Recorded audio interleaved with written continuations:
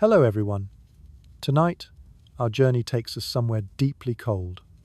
So cold, your eyelashes would crystallize and freeze together before you could even register the need to blink.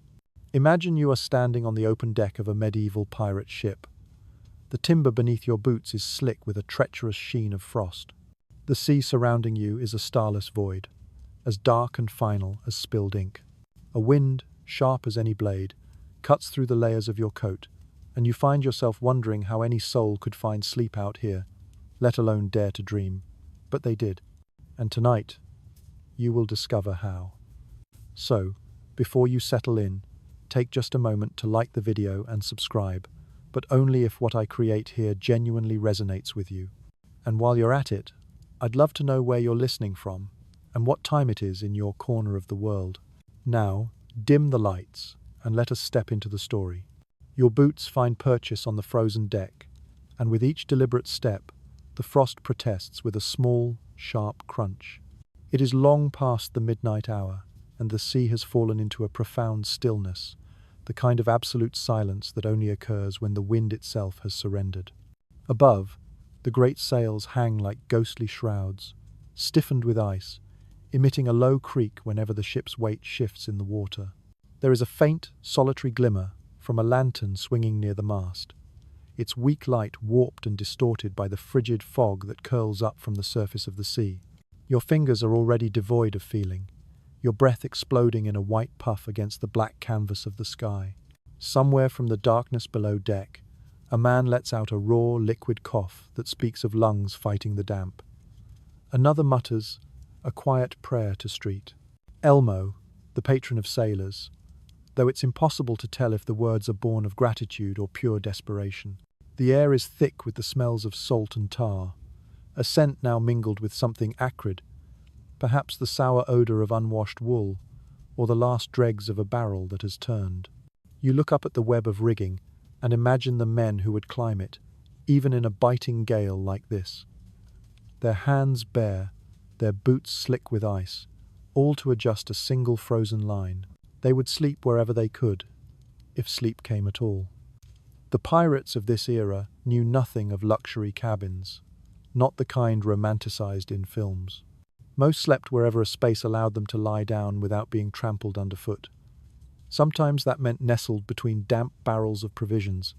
Other times it was upon a rough coil of rope, and when the true cold descended, when the winter seas became savage, it meant a desperate struggle for survival, in conditions that would send a modern sailor scrambling below, screaming for the simple mercy of a hot shower.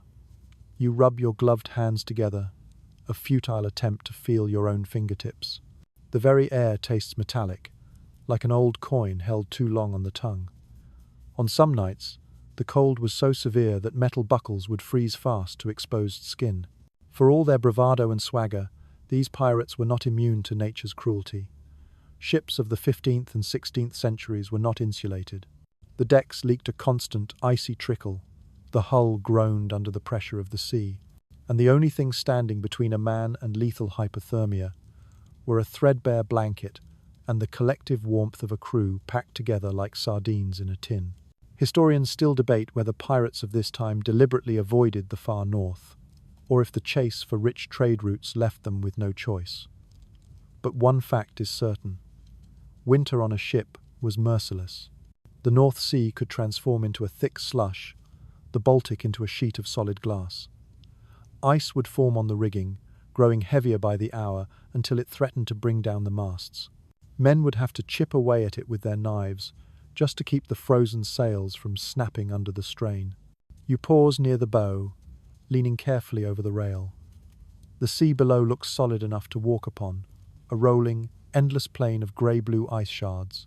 Somewhere beyond that frozen horizon lie ports sealed shut by winter, fishermen stranded on the shore, and the faint, almost unimaginable hope of warmth. The pirates aboard this vessel had no such hope. Out here, the cold wasn't a visitor. It was a permanent member of the crew. A truth often forgotten. Pirates were not always born of the tropics. The romanticized image of the Caribbean pirate is a much later invention.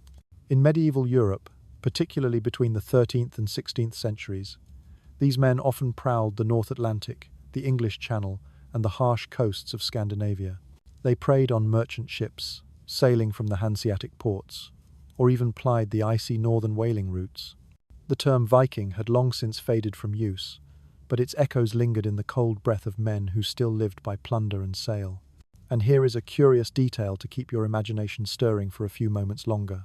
Some of these northern pirates would rub their hands with thick whale oil before attempting to sleep, a primitive method to trap heat beneath their skin. The oil, dense and greasy, acted as a crude thermal layer. The smell was surely awful, a rancid, fishy odor that would cling to everything, but when your very bones ached from a cold that felt eternal, vanity was a concern that had long been abandoned. You can almost feel that slick, grimy residue now, mingling with salt, trapping what little warmth a shivering body could produce. You step toward a small wooden hatch that leads below deck. The light spilling from its edges is faint and yellow, flickering with the rhythm of a nervous heartbeat. You know that inside, the air will be different. Warmer, perhaps, but in a suffocating, close-packed way.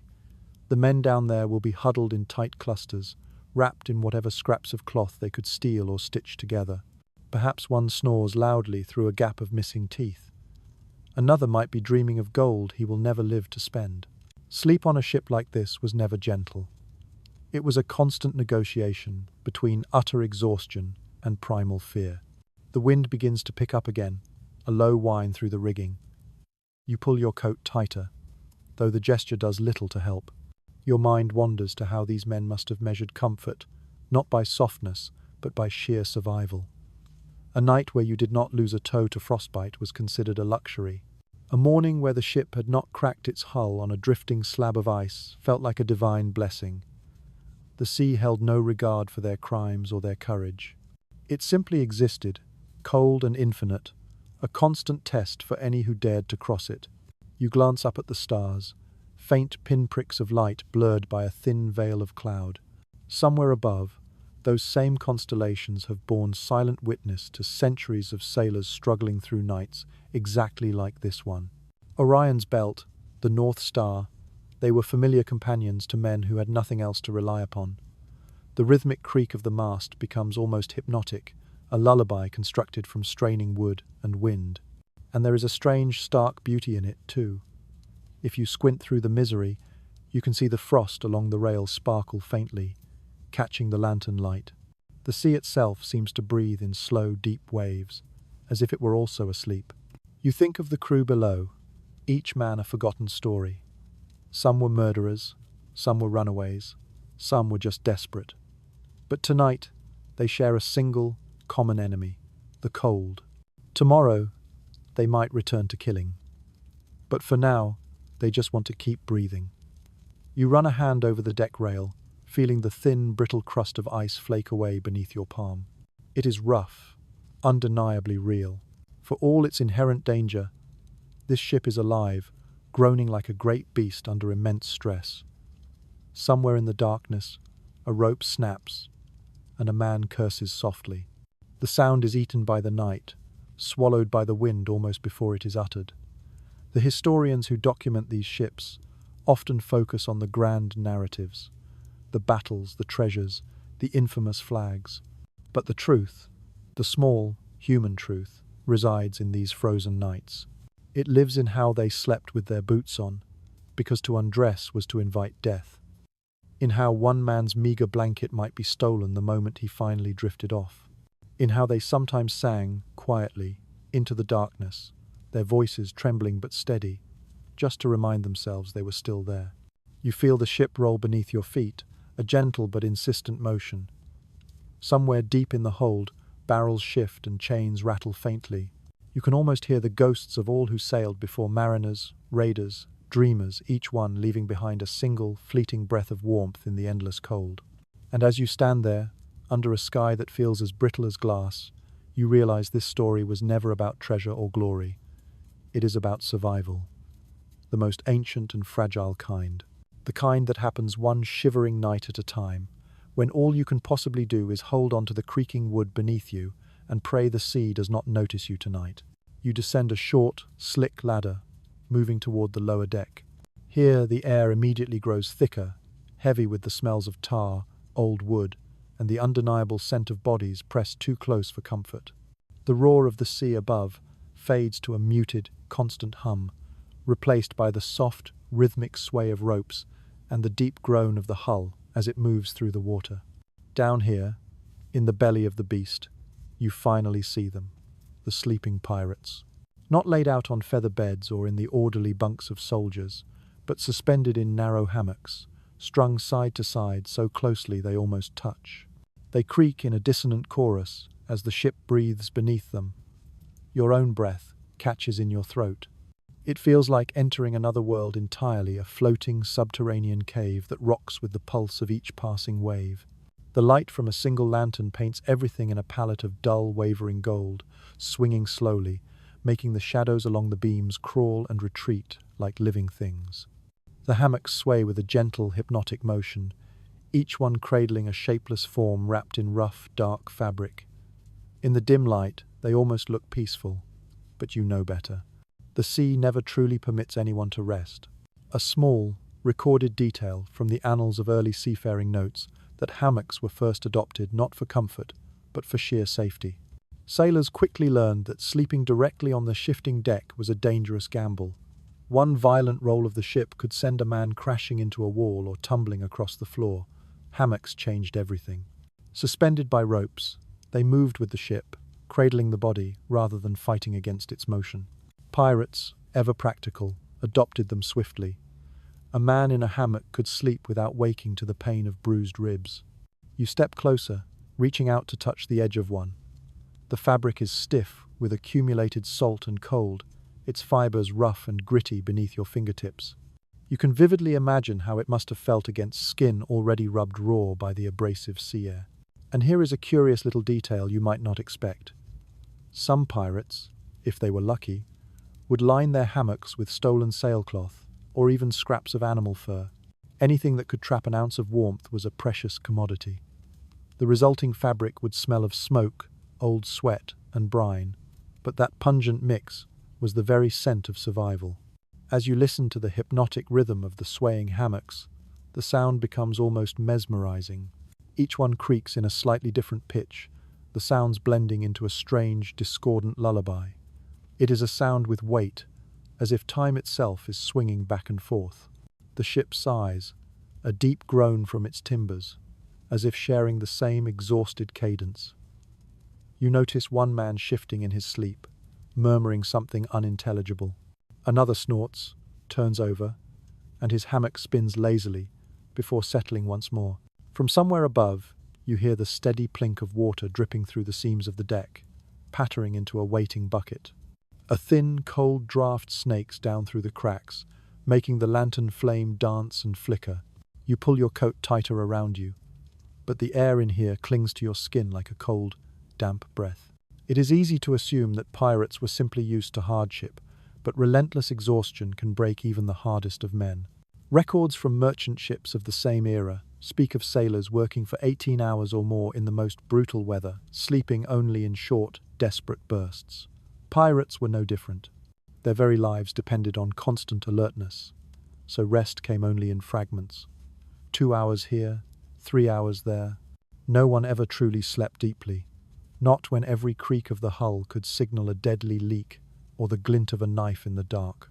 Experts still cannot agree on how pirate crews divided sleeping shifts during the harshest winters. Some argue for a strict rotation, similar to naval crews, where half the men remained awake while the others slept. Others believe that pirate life was far more chaotic, that men simply collapsed wherever they stood once exhaustion finally overpowered them. The truth is likely buried in the salt and the silence of the sea itself. You glance around the cramped, suffocating space. The hammocks hang so close together that they brush against one another when the ship rolls. You could reach out and touch 3 different men without ever taking a step. In this enforced closeness, privacy dissolves.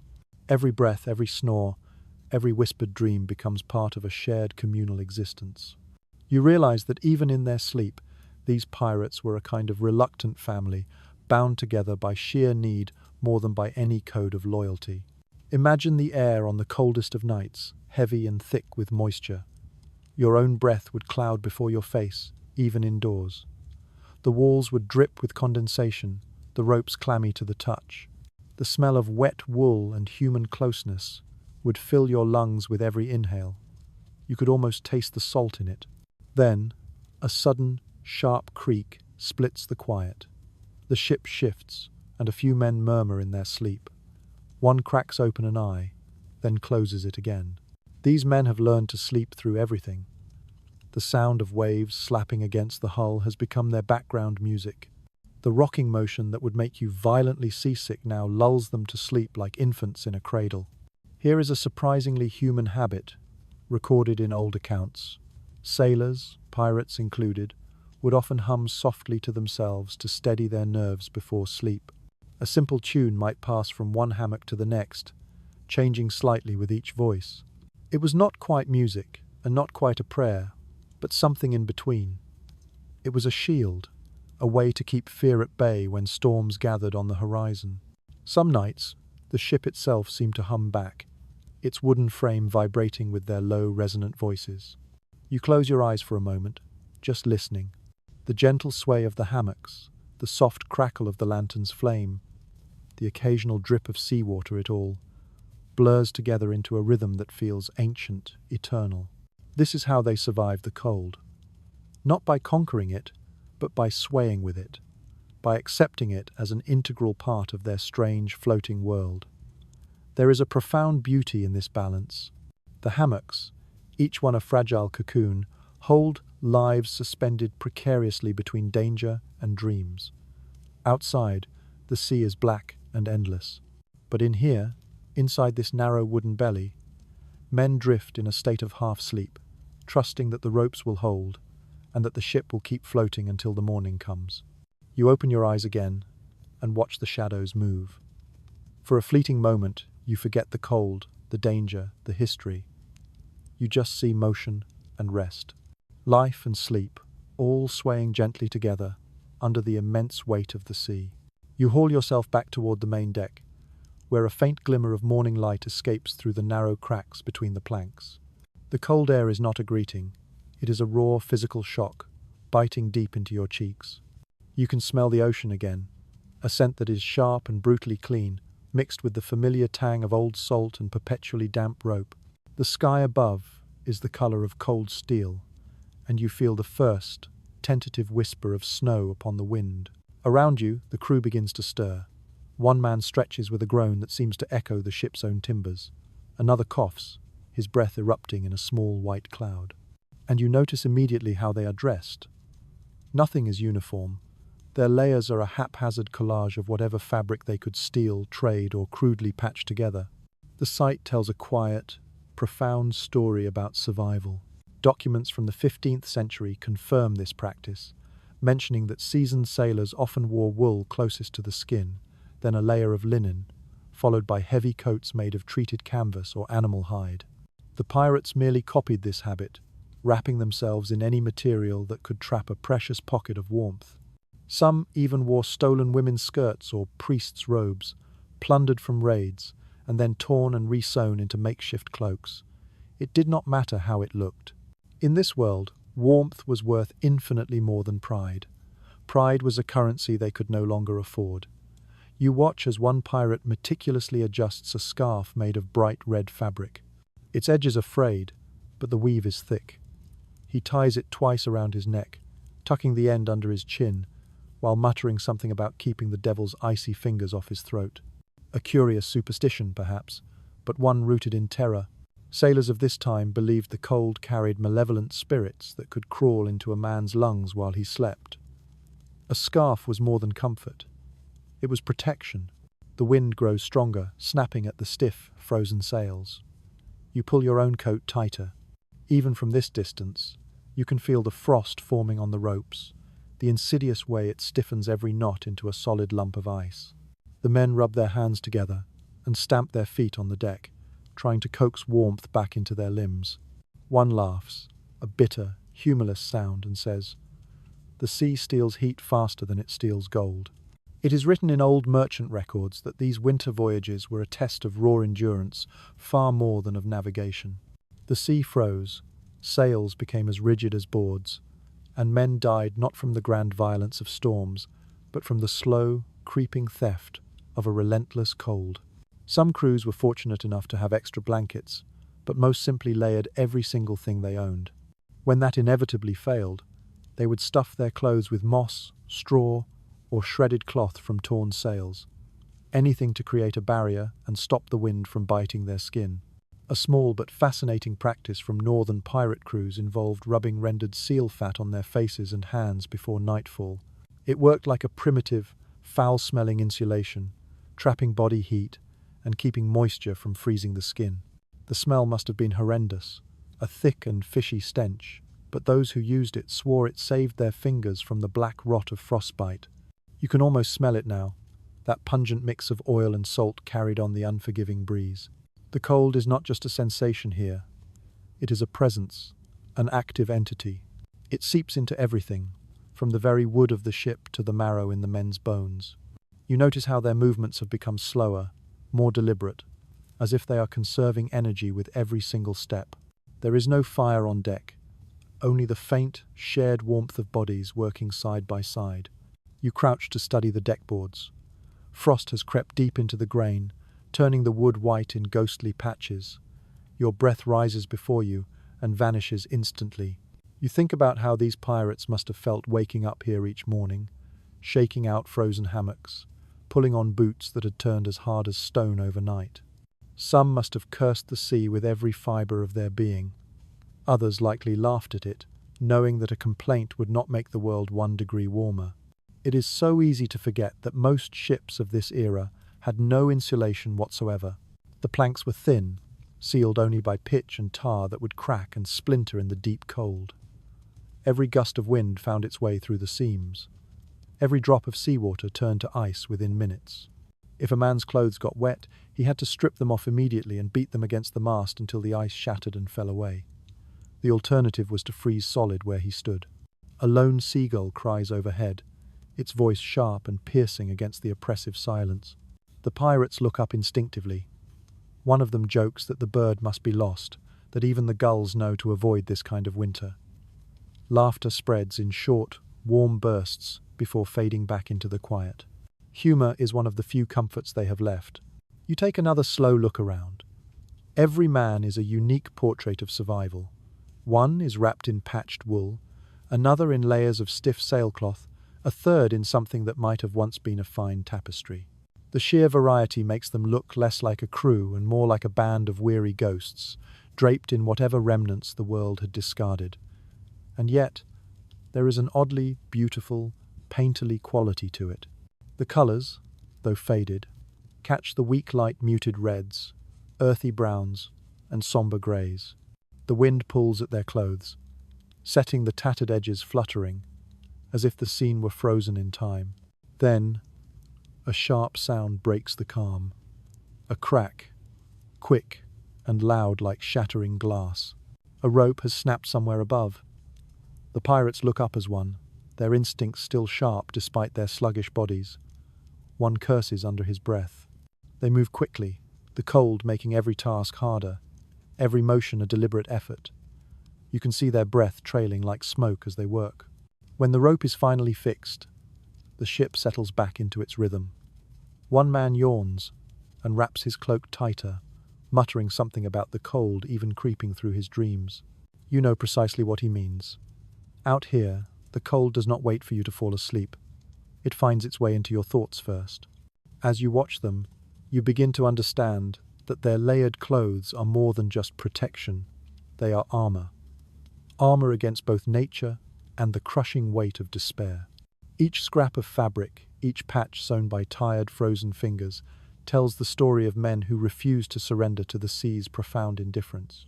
And so they move, wrapped in their mismatched layers, their breath rising like faint ghosts in the pale morning. Above them, the frozen sails crack softly as the wind stirs again, and the ship continues on, carrying its shivering legends across an unforgiving horizon. You follow the scent of smoke and ash toward the galley, the cramped, vital space where these pirates cooked, argued, and waged their nightly war against the cold. The passage narrows as you proceed, your boots thudding softly against the worn floorboards. The air feels heavier here, carrying the acrid odor of burned fat and old tar. Somewhere close, metal clinks against metal, and you can almost taste the sharp, metallic tang in the air. Inside the galley, the light is oppressively dim, shaped by a single oil lamp that swings in a slow, hypnotic arc from a blackened chain. Its trembling amber glow paints the walls in a constant dance of light and shadow. You immediately notice the small hearth, built from dark stones and reinforced with iron plates. A few embers glow faintly at its core, a weak, pulsing heart, but there is no open flame. These men knew better than to risk such a thing. Records from early naval expeditions make it painfully clear that a free flame on a wooden ship was every sailor's ultimate nightmare. A single errant spark could transform the vessel into a floating inferno before a single man could even reach the water. The pirates were forced to choose: freeze to death or suffocate in smoke. Most of the time, they chose the cold. You crouch near the hearth, watching the tiny orange glow pulse with a life of its own. The air is a thick concoction of wet wood, the brine of boiled salt beef, and smoke that has been trapped for days. The pirates gather around this faint warmth like moths drawn to a dying candle. Some stretch their hands close, careful not to touch the searing iron. Their fingers are cracked and raw, a testament to their daily battle. A few hold tin cups filled with rum, sipping it slowly, their eyes fixed on the embers as if in prayer, willing them not to die out. Here is a small but curious detail from surviving ship logs. To create warmth without a dangerous open fire, crews often filled iron pots with stones or sand heated in the hearth. They would then seal the top with a damp cloth and carry these makeshift heaters below deck. The warmth they radiated would last for hours, just enough to thaw stiff fingers or melt the ice on critical ropes. You can imagine the smell of scorched fabric mingling with the ever-present sea air. The wind howls faintly from the world above, its voice pressing through every crack. The lamp flickers, throwing long, distorted shadows that dance and writhe across the walls. The pirates are quiet, their movements slow and deliberate. One man scrapes the last bits of greasy food from a pan. Another wipes his knife on his sleeve, muttering about the cold that has settled deep into his bones. They speak of warmth as if it were a legendary treasure. You sit beside them in the dim, flickering light. The glow from the coals breathes like a living thing. Every few seconds, one pirate leans forward with a small stick to gently stir the ashes, coaxing a little more life, a little more heat from the fading embers. The room seems to shrink when the warmth returns, as if the air itself has softened. For a fleeting moment, everyone relaxes. Shoulders drop, eyes half close. Then, a quiet, cracked laugh breaks the silence. A man points to a dented copper kettle hanging from a hook. Its handle has been wrapped with old rope, and a small wooden carving dangles from it, crudely shaped like a fish. "It's a charm," he says, "a small promise that the ship will not burn." The other men grin and tap it for luck before returning to their thoughts. A sailor's life was filled with such tokens. They carried pieces of bone, bits of polished shell, or carvings from driftwood, each with its own private story. These were not luxuries. They were faith made solid. When the world around you was nothing but shifting ice and salt, even a simple superstition had weight. You feel the ship tilt slightly beneath you. A few drops of hot water spill from a pot, hissing violently as they hit the cold floor. The pirates curse quietly, moving to steady the pans. One of them jokes that the ship must be jealous of the warmth. Laughter ripples through the small space again, short but genuine. It feels like a small victory, proof that their spirits still burn, even when a fire cannot. Outside, the wind begins to rise once more. You can hear the sails strain, and the ropes hum under the renewed tension. The sound creeps down through the wood, a chilling reminder that the cold is always waiting, just beyond the walls. The pirates glance toward the ceiling instinctively.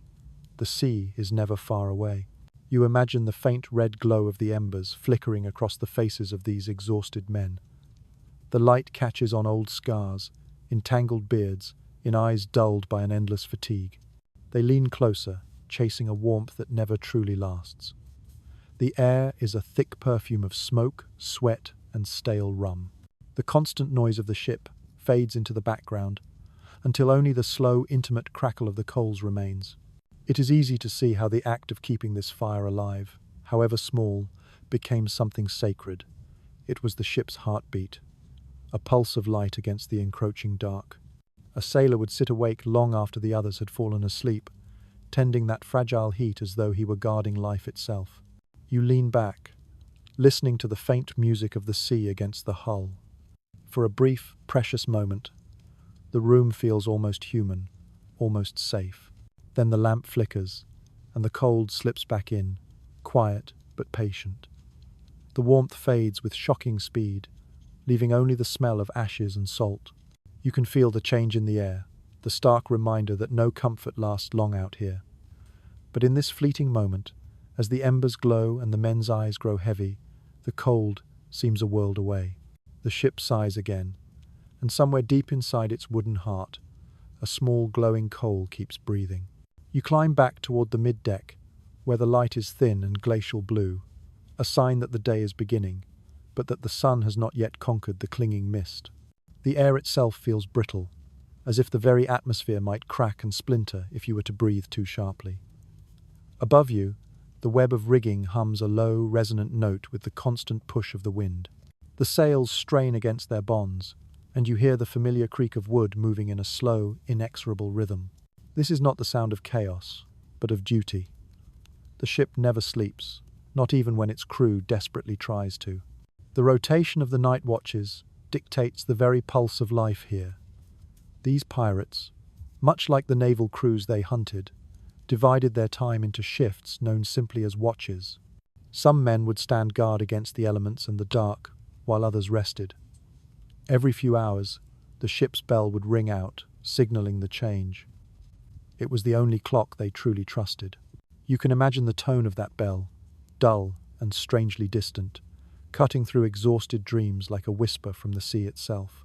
Historical records from early privateers describe these watch rotations as both a necessary discipline and a relentless curse. Too much rest meant danger from an unseen threat. Too little meant the slow descent into madness. And pirates, never fond of rigid order, often bent the schedule to fit their volatile moods or desperate needs. Some slept in 2-hour fragments. Others refused sleep entirely, until exhaustion finally dragged them down. What mattered was not the number of hours, but the rhythm itself, the relentless pulse of the ship, a life that never stopped. You lean on the railing, the profound cold of the wood seeping through your gloves and into your palms. The horizon glows faintly, a promise of a sun that still feels a world away. A few men shuffle out from below deck, their eyes blurry and unfocused, their hair matted with frost. One yawns so wide you can hear his jaw crack in the still air. Another scoops a handful of seawater and splashes it on his face, letting out a sharp gasp, followed by a rough laugh at the brutal shock of it. Their voices are hoarse, yet undeniably alive. The next watch has begun. A fascinating note from a 16th century sailor's diary reveals that men on watch often used sound to keep themselves awake. Not the boisterous shanties you might expect, but a low, continuous humming, a rhythmic stamping of feet, or the soft tapping of spoons on barrels. It was a way to keep time with the endless rocking of the ship. You can almost hear it now, a slow, murmuring percussion that floats across the deck like a subtle, defiant heartbeat. The man at the wheel grips it tightly, his fingers red and cracked from the cold. The ship tilts slightly as he adjusts its course against an unseen current.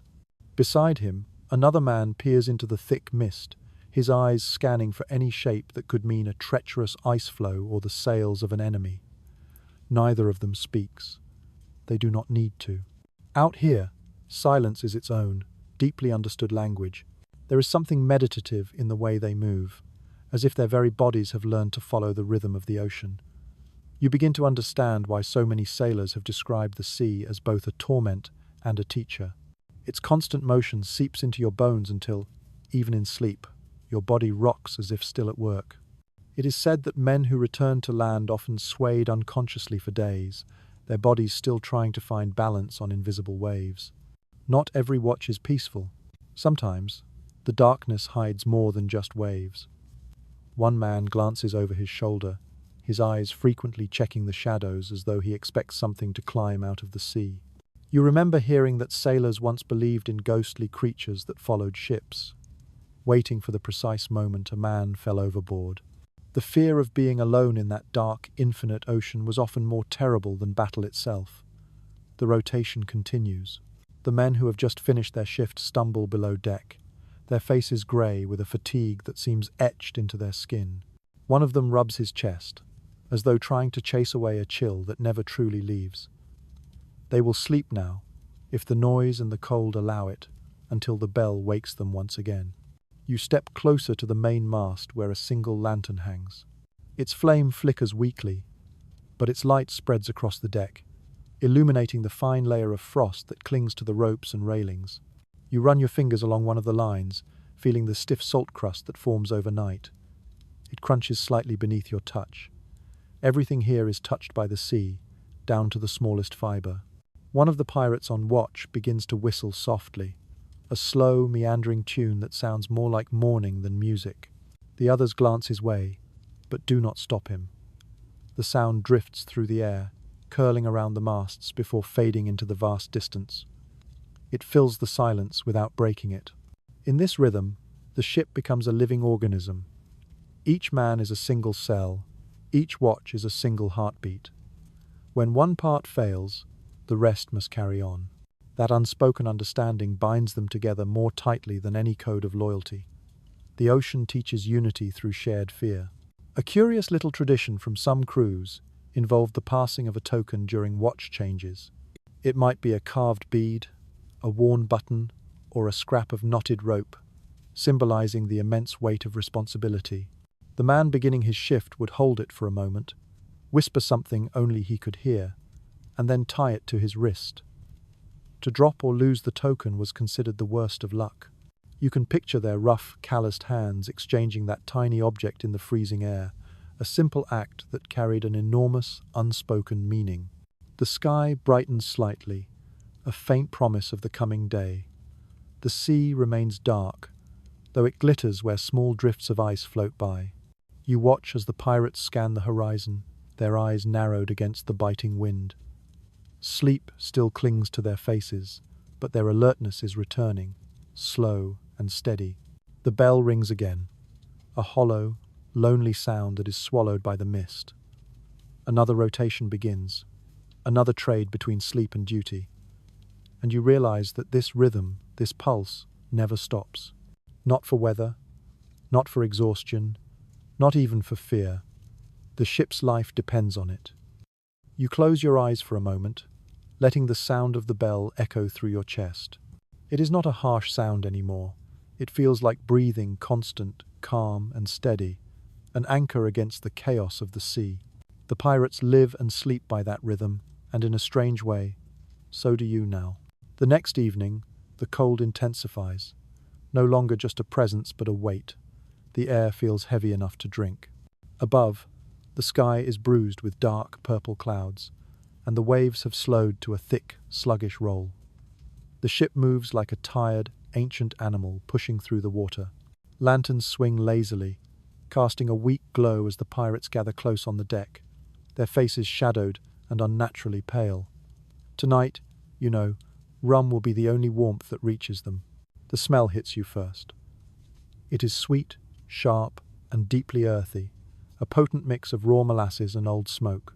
Someone passes a dented metal flask along the line, and the men take their turns without a word, a silent, understood ritual. The rum burns the throat as it goes down, but it also blurs the hard edges of the cold, making the encroaching night feel somehow softer. One man sighs with a profound sense of relief after his drink, as if he can finally feel the beating of his own heart again. Historical journals often speak of rum as both a comfort and a curse aboard the ships of this age. The strong, raw liquor numbed physical pain, quieted the gnawing whispers of fear, and could fill empty bellies when food ran desperately short. But it was a treacherous friend. It also dulled reflexes, frayed tempers to the breaking point, and fueled explosive fights that could end with fresh blood on the frozen planks. These pirates, unlike disciplined naval crews, had no strict rations to control their drinking. A cask might last for a week, or it might be drained in a single night, its longevity dependent on their mood and the depth of their misery. You sit near the huddle of men, listening to their talk. The sound of their laughter, low and rough, carries easily in the still, heavy air. Their stories begin to wander, drifting between hard-won truth and wild imagination, each tale stitched together by the steady rhythm of their shared cups. One man speaks of a raid near the Canary Islands, a place of impossible sun, where they drank more than they fought. Another swears he once saw frost form on a man's beard so thick that it audibly cracked when he smiled. Here's an odd little truth, drawn from old sailors' accounts.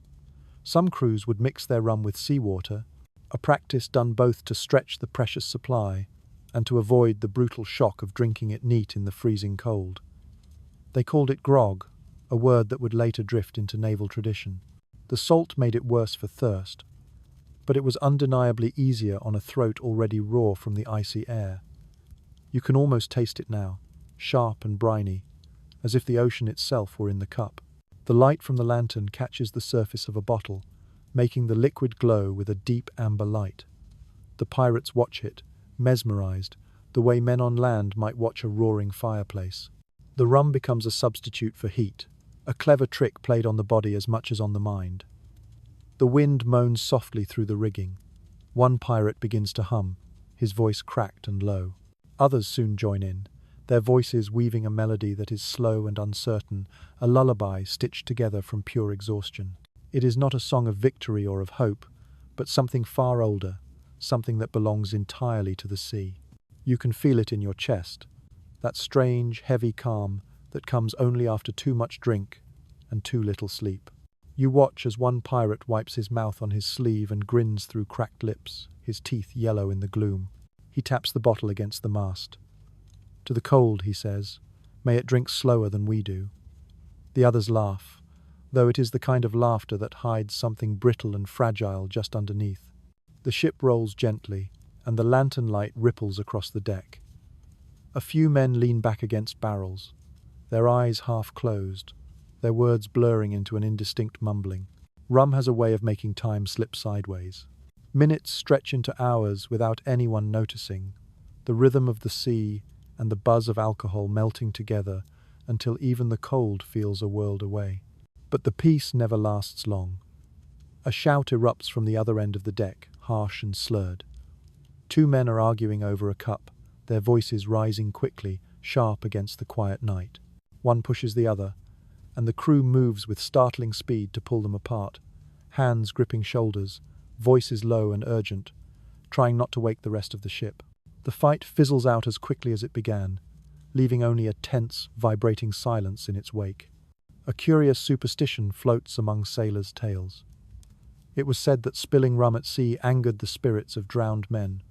The liquid belonged to them once it touched the deck. That is why some pirates, after a brawl, would pour a few deliberate drops over the side as payment to the sea. You watch one of them do it now, tilting the bottle slightly and whispering something into the dark water. The wind immediately carries the scent of rum across the deck, mixing it with the clean, cold, salt air. The bottle comes back around, passed to you in the silence. You lift it to your lips. The taste is one of fire and molasses, a harsh but living thing. It burns for a moment, then fades, leaving behind the strange comfort of something shared between survivors. The cold is still here, pressing at your face, creeping into your fingers, but it feels softer now, as if it has agreed to wait its turn. Above you, the sails snap once as the ship tilts gently. The rum settles in your stomach like a small glowing ember, not enough to chase the cold away, but enough to remind you that you are still here. Around you, the pirates laugh again, their voices slow and rough, and for one fleeting hour, the coldest night at sea feels almost human. By dawn, the rum is gone, leaving the air thick with the lingering scent of salt, smoke, and the ghost of tired laughter. The pirates have subsided into quiet again, their voices fading from rough boasts into hushed whispers as the cold inevitably returns. You watch them settle into their respective corners, pulling thin blankets close, their eyelids heavy with drink and fatigue, but their bodies restless. Sleep comes differently at sea. It is not rest so much as a strategic retreat, a thin, fragile layer suspended between raw exhaustion and haunting memory. You lean against a heavy wooden beam, feeling the constant, living movement of the ship beneath you. It sways gently, rhythmically, like a great beast breathing around you. The men drift into an uneasy slumber, their hardened faces softening in the dim light, their bodies curling inward against the chill. The sound of the sea outside blends with the slow, uneven cadence of their breathing. Somewhere above, a loose rope knocks softly against the mast, a rhythm that feels almost deliberate, almost kind. It is written in the letters of captured sailors that pirates, more than anything, often dreamed of land. In the dark of the hold, they spoke of solid beaches, roaring fires, and soft beds, as if they were divine miracles. Some claimed to see gold even in their sleep, tantalizing coins spilling from invisible chests, only to vanish into mist the moment they reached for them. You can imagine the sharp frustration of that, the deep longing twisted into a recurring nightmare. The colder the sea, the sweeter the dream. A curious glimpse into pirate superstition appears in an old, forgotten ballad. It was said that a man who dreamed of fire during a winter voyage would not live to see the spring. In their world, flames in dreams were omens of fever, of violent storms, or of bloody battle. The men would joke about it, of course, but you can sense the kernel of belief they held. When warmth itself is a life-or-death luxury, even imagined fire becomes dangerous. You watch as one man turns in his hammock, mumbling softly. His lips form the shape of a single word that sounds like home. He is likely from somewhere green, a place with trees, and the comforting smell of smoke curling from a hearth. The others shift around him, grunting or sighing, their bodies tangled in their swinging hammocks like fish caught in a net. The ship rocks, and the hammocks sway, in perfect answer. For a moment, it looks almost peaceful. From a historian's perspective, dreams were one of the few true escapes available to these sailors. Diaries from the 15th century mention recurring visions among crews who had spent too long at sea. They dreamed of soundless lands, of walking on solid ground that never moved, of hearing the songs of birds instead of the eternal crash of waves. For pirates, whose very lives were built on chaos and constant movement, these dreams must have felt like a glimpse of heaven. You close your eyes for a moment, trying to imagine their inner world. The smell of the ocean, you realize, would seep even into their dreams. The motion of the ship would never truly fade. Even in sleep, the sea would remain. You might find yourself walking through a bustling market, yet the ground would tilt and sway beneath your feet. You might see a beloved face from childhood, only for it to dissolve into the shape of a cresting wave. The mind, it seems, never truly escapes the ocean's grasp once it takes hold. The pirates around you shift again. A man laughs softly in his dream. Another curses a phantom enemy. Somewhere in the darkness, someone snores so loudly that a few others chuckle in their own sleep before falling still once more. The collective warmth of their bodies fills the air with a faint visible mist. The lantern light flickers across the ceiling, throwing gentle waves of gold that rise and fall with the ship's motion. You remember that many of these men were once ordinary sailors, merchants, or fishermen. They had known land well before the sea claimed them. Perhaps their dreams were merely fragments of that other life, still echoing in the dark, a house by a harbour, a woman's gentle voice, the smell of fresh bread. For all their roughness, these pirates were human first, and the night always reminded them of it. You listen now to the sea outside. It whispers against the hull like a voice too distant to fully understand, a sound that is almost tender. Perhaps that is why these men came to both love and hate it with equal passion. It took their freedom and their peace, yet it gave them riches and death in the very same breath. In their dreams, they might have tried to make peace with it, to tame its wild spirit for just a few hours before waking. A small, almost forgotten detail from a ship's log mentions that some crews encouraged storytelling just before sleep. It was a conscious effort to guide their dreams, to shape what the mind would see in the darkness. The stories were simple, sometimes about gold, sometimes about food, but they worked. Men slept better after imagining something worth surviving for. You can feel that rhythm in the room now, the murmured breathing, the creak of the hammocks, the sigh of the sea. It feels ancient, almost sacred. The dreams drifting through this ship are not peaceful. but they are intensely alive. They carry a warmth that no fire can ever give, the warmth of memory, of something human still glowing beneath the oppressive cold. You look up as the lantern light dances across the wooden beams, and for a fleeting moment you imagine the ship itself is dreaming with them. Its creaks become whispers, its sway a shared heartbeat. Maybe even its ancient wood remembers the warmth of a sun long gone. And as you stand there, surrounded by sleeping men and their fragile dreams, the cold outside feels less cruel. The next day begins not with light, but with a dull, grey presence. Heavy clouds conceal the horizon, and a cold that feels ancient bites at the edges of your consciousness even before you fully open your eyes. The ship groans softly under your feet, every timber stiff and protesting with frost. The faint smell of last night's salted meat lingers in the air, and from somewhere nearby, a metal pan clatters against stone. It is time for the morning meal, though calling it that feels exceedingly generous. You follow the sound into the galley. A few men are gathered around a small table, their heads bowed, their hands cupped around dented tin plates, as if to steal some imagined warmth. The food looks as weary as they do. Hardtack biscuits with the colour and texture of chipped stone, strips of salted beef that glisten with a rainbow sheen of old oil, and a simmering pot of grey stew that smells faintly of brine and smoke. The air in the small space is damp and close, filled with the cloying aroma of boiled fat and wet wool.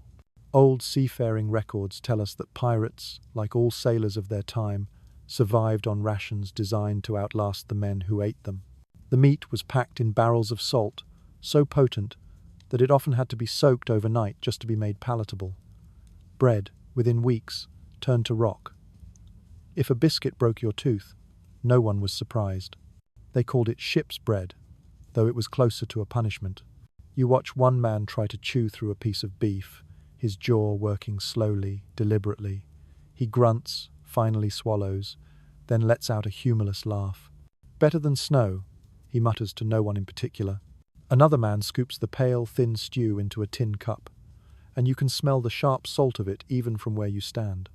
A curious little detail from ship life reveals that some pirates would use their rum to soften the unyielding hardtack.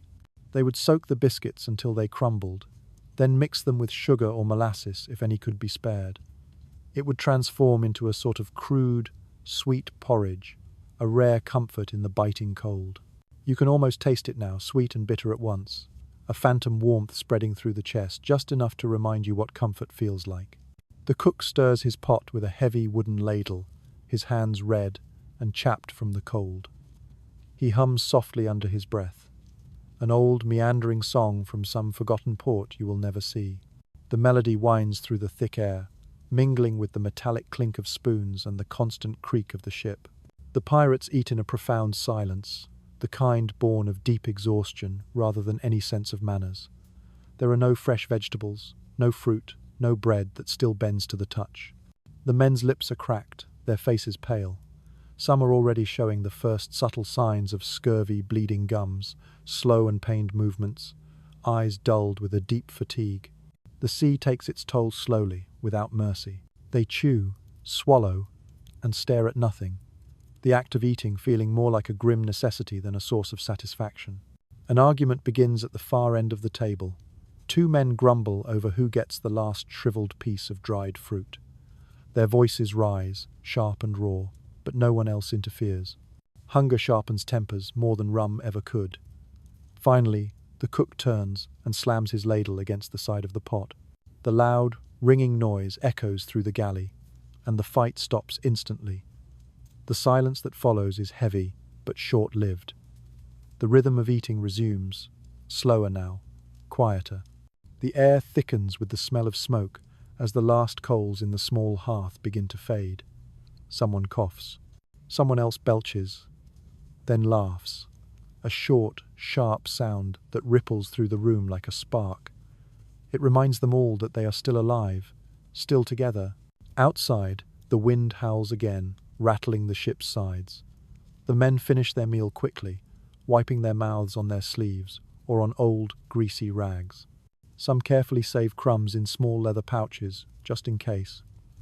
The cook begins to scrub his pot with a handful of sand and seawater, humming that same endless tune. Historians today still question how pirate crews managed to maintain morale on such meager, soul-crushing diets. Some argue that the shared meals built a unique kind of unity, a ritual that reminded them they were not alone in their suffering. Others think the sheer monotony of the food worsened discipline, feeding the seeds of mutiny as much as it fed their hunger. Both ideas are likely true. The galley was the ship's heart, both a place of comfort and a battlefield. You linger for a moment longer. The table is empty now, the plates stacked. The smell of salted beef clings to the air. You glance around and see the faces of men hardened by necessity, their eyes dulled by the cold, but still fiercely alert. The sea may strip away every softness, but it never fully takes the will to live. As you turn to leave, the cook pours the last of the warm water from a kettle into a small cup and offers it to you, his hand trembling slightly. "For luck," he says. You take it, the warmth seeping into your palms. The taste is plain, just salt and metal, but it feels sacred. On this frozen ship, every fragment of heat is a blessing, and every meal, no matter how poor, is a small, profound act of defiance. As the days pass, the cold grows sharper. It is no longer a mere presence, but a creeping entity that slides into every seam of the ship. The ocean itself begins to transform. The deep water darkens until it looks like polished black glass, and the wind now cuts with a high, whining note that gets under your skin.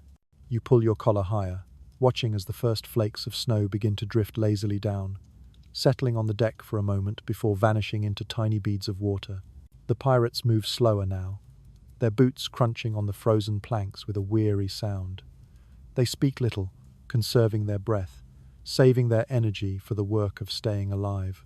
The great sails hang stiff and heavy, patched with a delicate filigree of frost, and the ropes in the rigging sparkle faintly in the pale, anemic light.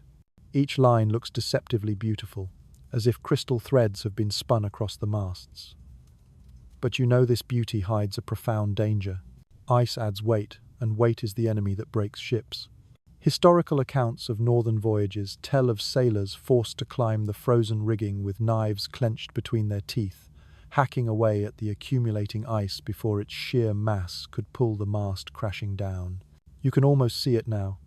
A man, suspended halfway up the mainmast, his bare fingers bleeding as he chips away at the glittering frost. The wind shrieking through the ropes around him, while the sea below looks solid enough to walk on. A strange note found in a merchant's logbook mentions that during one particularly brutal winter, sailors used iron mallets to smash the ice from their sails, singing at the top of their lungs so they would not notice their fingers going numb.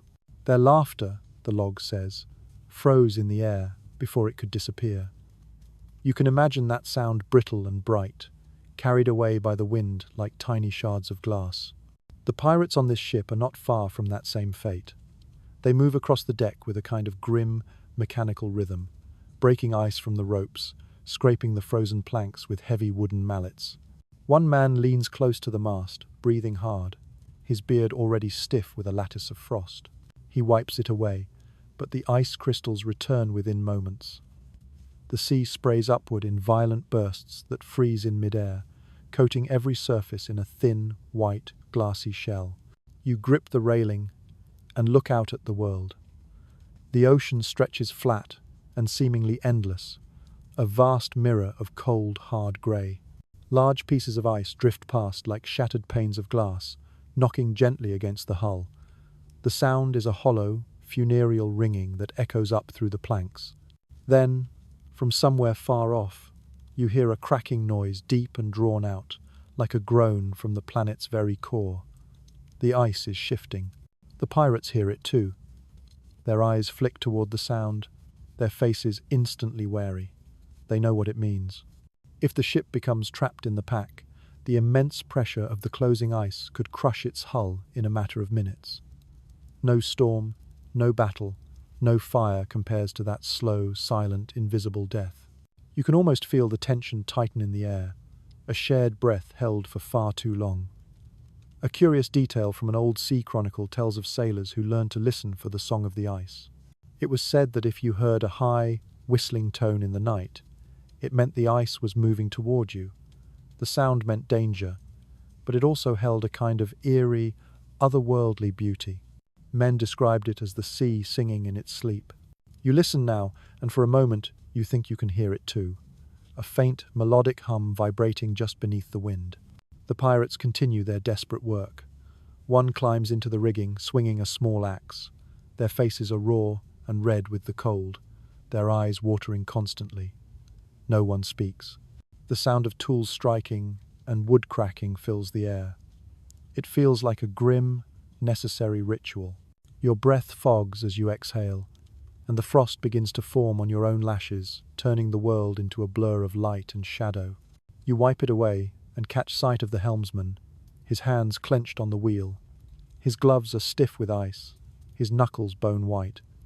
Every movement he makes is precise, careful. Even the smallest mistake could send the ship grinding into a massive ice floe.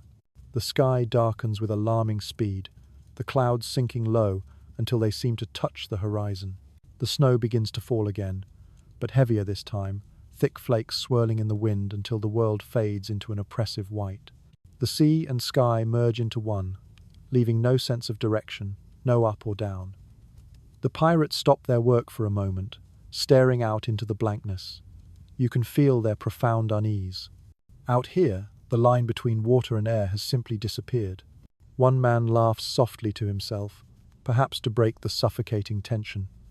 "The sea's gone blind," he says. No one answers. The silence that follows feels heavier than the cold itself. You stand still, letting the flakes settle on your shoulders. The cold presses close, yet the air is strangely, unnervingly peaceful.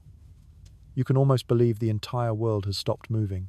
The sound of the waves is gone, replaced by the faint, intimate crackle of ice forming on the hull. One by one, the pirates retreat below deck, leaving you alone with the whispering snow. And for a moment, you feel exactly as they must have felt. Small, fragile, and completely at the mercy of this frozen, silent world. The ship is alive beneath you, groaning softly, still pushing forward through a sea that has turned to glass. Somewhere ahead, the horizon waits, hidden under layers of mist and ice. And you understand, with chilling clarity, why sailors feared these northern routes more than any cannon. By the next night, the ship has grown eerily quiet. The wind has not just softened, it has vanished, and in its absence, the cold feels sharper than ever. A more personal, more invasive presence that cuts straight through fabric and bone. The sea is calm, far too calm. The waves are small and slow, moving with a thick, syrupy quality, as though the ocean itself has frozen in the middle of a breath. You walk carefully along the deck, your steps unnaturally loud, hearing nothing but the low creak of timbers underfoot and the faint, lonely rattle of a loose chain. Below deck, the stillness feels even heavier, more oppressive. The lanterns burn low, their flames thin and trembling in the stagnant air. A sour, stomach-turning tang hangs in the atmosphere, and you know it immediately. It is the smell of sickness, mixed with the ever-present sense of damp wood and salt. A cough tears through the shadows, a ragged, liquid sound that speaks of drowning from within. Another man lets out a low, continuous groan, rolling in his hammock. The rest feign sleep, though you can see their eyes remain half open, dull and weary in the gloom. This is the true predator of the sea. Old maritime journals describe it with a chilling clarity.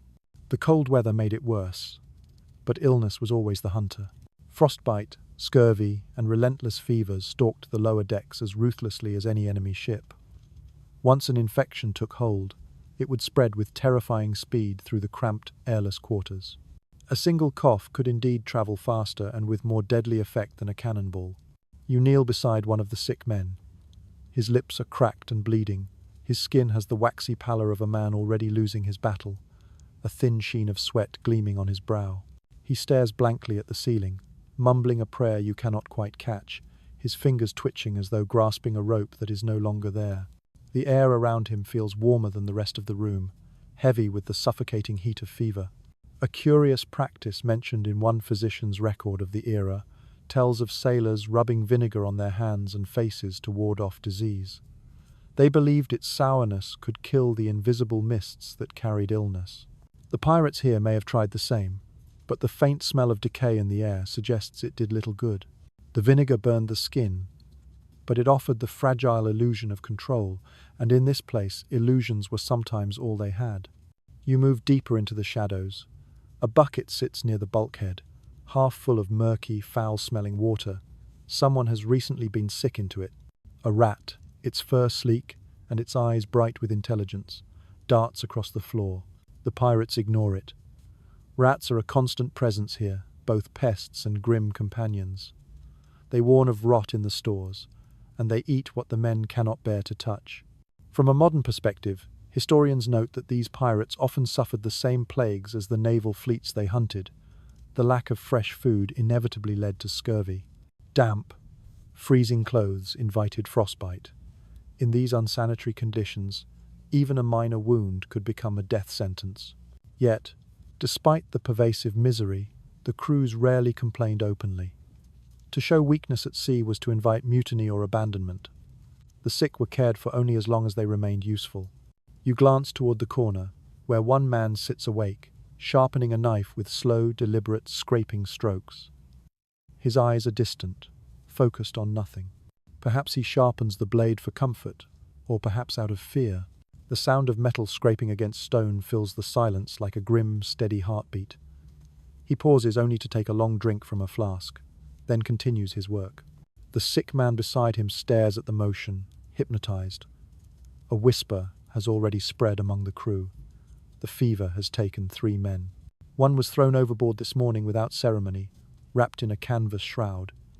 They say his body froze solid before it even sank. The others now lie below, too weak to move. The living step carefully between them, pretending not to notice.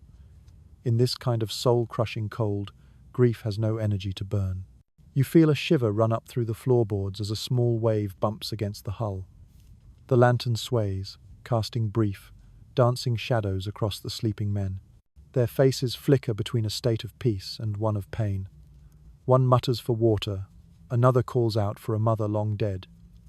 You realize that this darkness holds more than just the night. It holds every fear that thrives when warmth finally runs out. There is an entry in a 15th century sailor's journal that describes this exact hush, calling it the silence before the sea takes her due. The writer said the crew stopped singing, stopped arguing, stopped even laughing. The only sound was the sound of breathing, slow and careful, as if noise itself could invite disaster. That silence is here now, pressing on your ears until it feels almost physical. You look once more at the sick men, their faces slick with fever. One of them has fallen completely silent. A companion leans over, performs a grimly practical check with 2 fingers against his neck, and then gently covers the man's face with a rag. No one speaks. There are no tears, no eulogies. The work of living continues. Above, the ship rolls onward, utterly indifferent to the loss. The cold does not pity, and the sea does not pause. Yet somehow, in the dim light and the stifling foul air, you can feel the faint, stubborn heartbeat of humanity still pulsing. Each ragged cough, each shallow breath, each small, unspoken act of care is a tiny light that keeps the darkness from swallowing everything. Morning returns not with light, but with a pale, colourless sky and a silence that feels brittle and uneasy. The ship drifts through the grey, sluggish water, its movements slow and heavy. You step carefully along the main deck, where a thin, crystalline crust of frost crunches audibly beneath your boots. The cold is a physical thing, biting at your fingers even through your gloves. Most of the pirates are awake already, moving with the stiff, pained motions of old men, speaking in low, guttural voices to conserve their strength. The sickness still lingers below like a foul miasma, but up here, life must continue. And then, a soft sound cuts through the grim morning air, a faint, almost impossibly delicate meow. You turn and see it, a small, wiry cat, slinking with practiced grace along the icy railing, its fur a mottle of stormy grey, its tail flicking lazily. The sight feels utterly out of place amidst the worn boots and frozen ropes, Yet the creature moves with the calm, serene confidence of something that knows it belongs here. One of the pirates, a man with a beard thick with ice, kneels down and offers it a small scrap of dried fish from his pocket. The cat sniffs the offering, then accepts it, a faint, vibrating purr rumbling from its chest. It surprises many to learn that cats were prized members of a ship's crew long before pirates made them famous. Maritime records from the Middle Ages speak of them as essential, silent guardians of the hold, protectors against the rats that could chew through vital food stores or even the ship's rigging. They kept the vermin at bay, and perhaps more importantly, they lifted the spirits of the men during the darkest, most hopeless weather. You watch the small creature as it winds between the men's legs, brushing its side against their heavy boots. The pirate with the frosted beard reaches down and lets the cat climb onto his shoulder. And then you see something rare. The other men grin, a genuine grin that momentarily softens the hard, weather-beaten lines on their faces. The cat curls there contentedly, its tail wrapped around the man's neck like a living scarf, a small, warm comfort in a vast and unforgivingly cold world. A curious story, found in a 16th century sailor's letter, claims that a ship's cat was sometimes believed to possess power over the wind. If a cat sneezed, a storm was surely coming. If it washed diligently behind its ears, the breeze would rise. Sailors treated them with a deep, almost reverent respect, and harming one was said to bring certain ruin to the entire voyage. You can imagine that superstition settling deep in these men's bones, half genuine belief, half a desperate insurance policy against fear. The cat leaps down and prowls toward a coil of rope, sniffing at it curiously before curling up into a small, perfect circle. Its quiet purr begins to fill the stillness, and you realize that even a sound so small can make the entire ship feel less empty. The cat's presence seems to open your eyes to other things too. You begin to notice small signs of humanity tucked away between the coils of rope and the barrels of salted food. A piece of cloth with crude but careful stitching, shaped like a flower. A rough wooden carving of a woman's face, its features worn smooth by a worried thumb. A single seashell, tied to a nail with a piece of twine. These little things mean more than gold out here. Each one is a tangible reminder of land, of warmth, of something worth returning to. One pirate sits near the mast, sharpening his knife with slow, methodical motions. Around his neck hangs a simple charm made from a piece of colored glass. It catches the faint, weak sunlight and scatters tiny rainbows across his calloused hands. He notices you looking and shrugs, a half-smile cracking his chapped lips. "Keeps the cold away," he says. The charm itself holds no heat, of course, but it holds faith, and sometimes that is enough. The men move about their work with a quiet, renewed precision. Some patch sails, others scrape frost from the planks. The cat follows them from task to task as if overseeing the crew's efforts. Occasionally, one of them will pause his work to scratch its back, earning a grateful, vibrating purr. The sound feels almost like laughter in a place where laughter has grown scarce. You can understand why old chroniclers wrote that sailors believed animals could sense danger before humans. Looking at this small creature, you can see its purpose. Its eyes are bright and alert, as though it is reading messages in the wind that no man can hear. One of the younger pirates kneels beside the cat, whispering something to it. You cannot hear the words, but his tone is gentle, almost tender. He scratches behind its ears, then slips it a small piece of dried meat from his own rations. For a fleeting moment, he smiles, a true and unguarded smile of a boy, not a hardened pirate. His shoulders relax. The cold, the sickness, the endless grey sea, all of it seems to fade away in that small, quiet exchange. Even modern historians admit that companionship played a crucial role in surviving these long, brutal voyages. Without warmth or comfort, men lost their minds as easily as they lost their fingers to frostbite. Shared jokes, small rituals, and the presence of an animal like this cat became vital anchors for sanity. You look around and notice other, subtler traces of care. Someone has mended a torn blanket with surprising precision, using thread dyed a vibrant red. Another has carved initials into the mast, perhaps his own, or those of someone he left behind. These fragments of gentleness feel fragile, but they are stubborn. they refuse to vanish, no matter how fierce the sea becomes. The cat stretches, yawns, and then climbs up to a high beam where it can watch the men below, its tail swaying lazily as it settles into a rare patch of weak sunlight. The pirates glance up at it from time to time, as if its profound calm is contagious. Even the sick men below deck might sleep a little easier, knowing it is still there, alive and watching over their world. If a creature so small can find peace here, then perhaps, if only for a little while, they can too.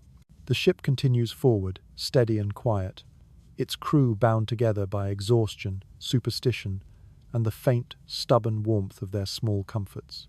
You push open the heavy wooden door to the captain's quarters, a part of you still expecting some small measure of warmth and grandeur.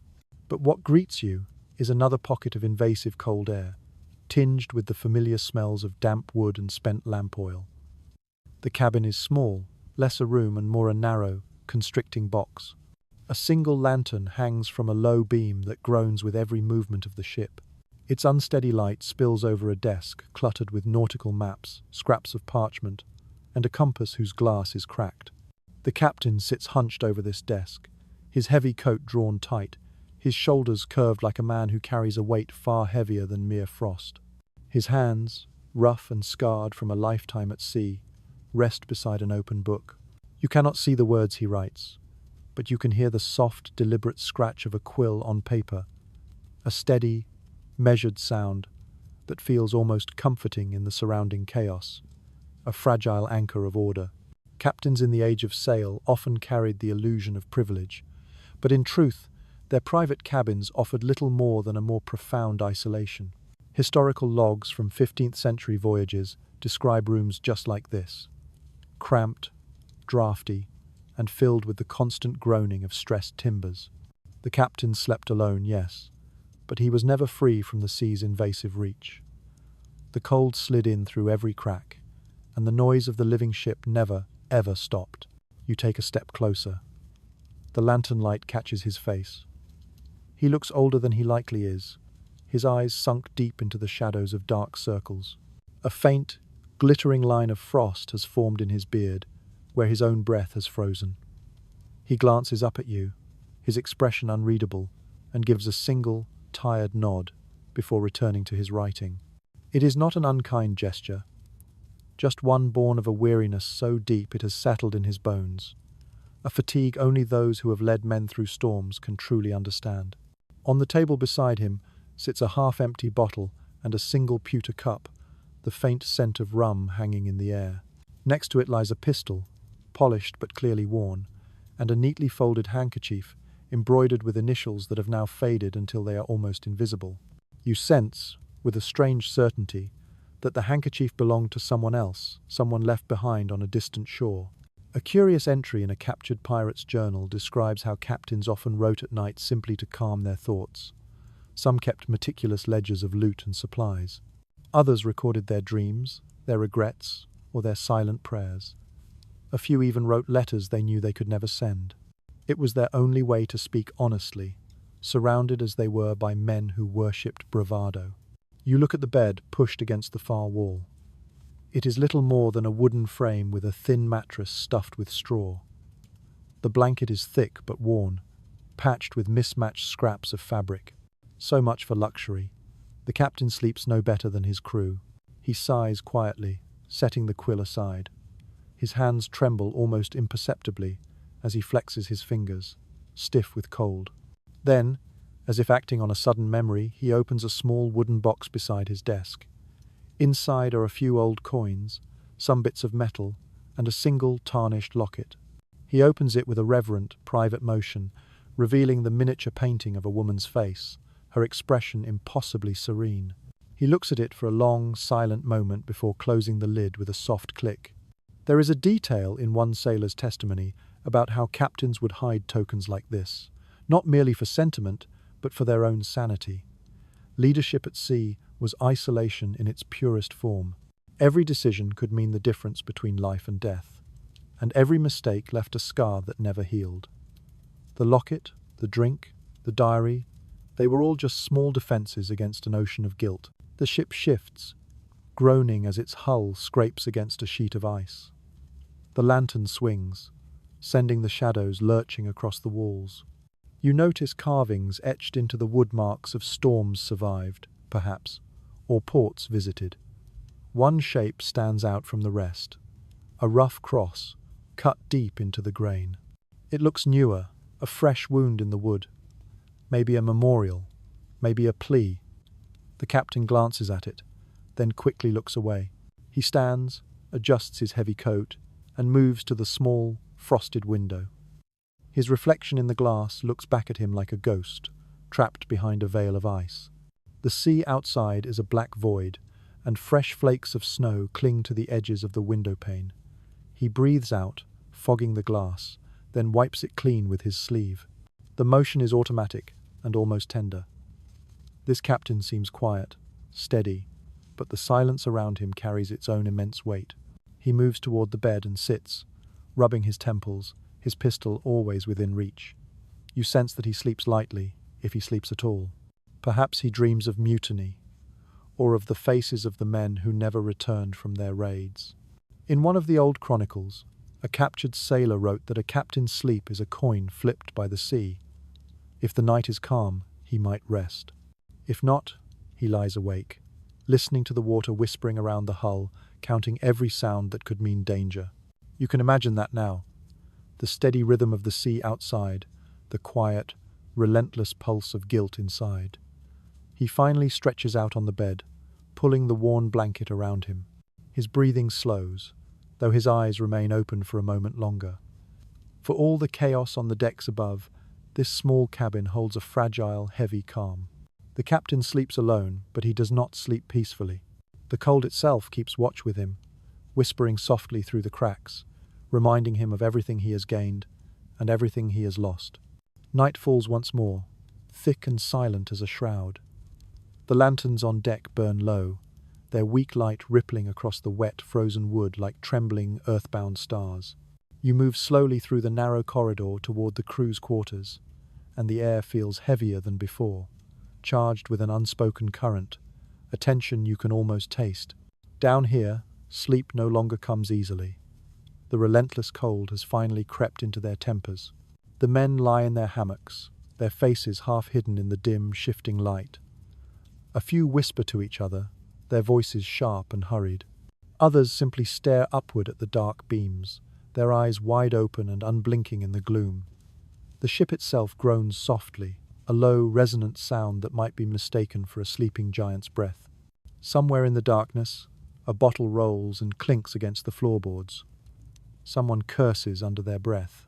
From countless old ship logs, we know that this kind of tension thrived on long, difficult voyages. Hunger, frost, profound exhaustion, and ever-present fear would build slowly, day by day, until they inevitably burst. Pirates were no exception. They may have lacked the rigid discipline of the navies, but they understood the language of anger all too well. When warmth and food ran thin, words became weapons. You move closer to one cluster of hammocks where 3 men are speaking in low, venomous tones. Their voices are thick with cheap rum and a festering resentment. "He keeps the best rations for himself," one voice hisses. "The captain eats soft bread while we chew salt." Another mutters, something about the sick being thrown overboard too soon, a waste of a good share. Their words coil through the air like smoke, quiet but utterly poisonous. A small, chilling detail found in an intercepted pirate letter mentions that captains often slept with weapons close at hand, not because of battles at sea, but because of the threat of mutiny in the dark. Men driven by the primal forces of cold and hunger could forget loyalty in a single heartbeat. A sudden, heavy thud echoes from the far corner as a man drops from his hammock to the floor. He sways slightly for a moment before planting his feet. His eyes glint like chips of obsidian in the half-light. "Keep your mouth shut," he growls, his voice a low threat that cuts through the whispers. No one answers. The tension thickens, and you can feel it settle on your skin like a layer of frost. Modern scholars who study maritime life still argue about what truly fueled these desperate mutinies. Some say it was greed for loot. Others insist it was the crushing weight of despair. But here, in the biting cold of these endless nights, Despair feels like the more dangerous enemy.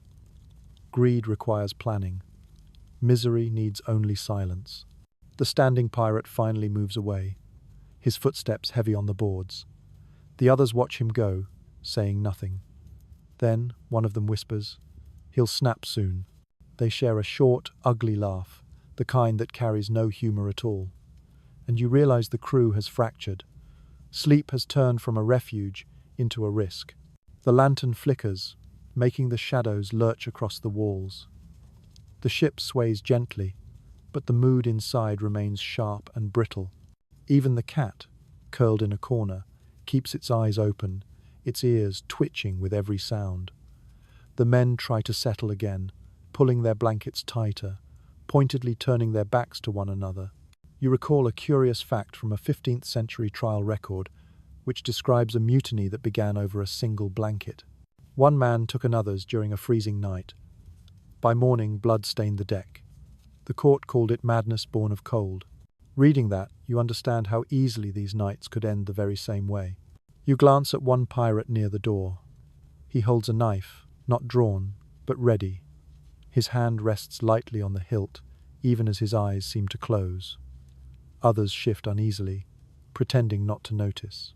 Trust has frozen, just like the sea outside.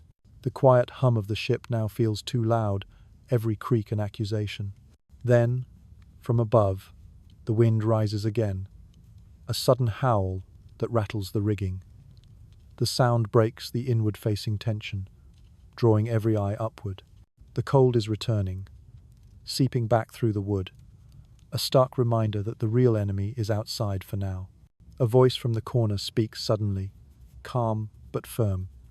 "Sleep while you can. Morning will judge what we say tonight." The others fall silent. No one argues. The ship creaks once more, a sound like an old, weary sigh. Gradually, the whispers fade. One by one, the men drift toward a tense, uneasy rest. The knife is kept close, but the mistrust is held closer. Above them, the sea groans, moving under a sky too heavy for stars. You watch the shadows breathe in and out, knowing with certainty that any peace found here lasts only as long as the cold allows it.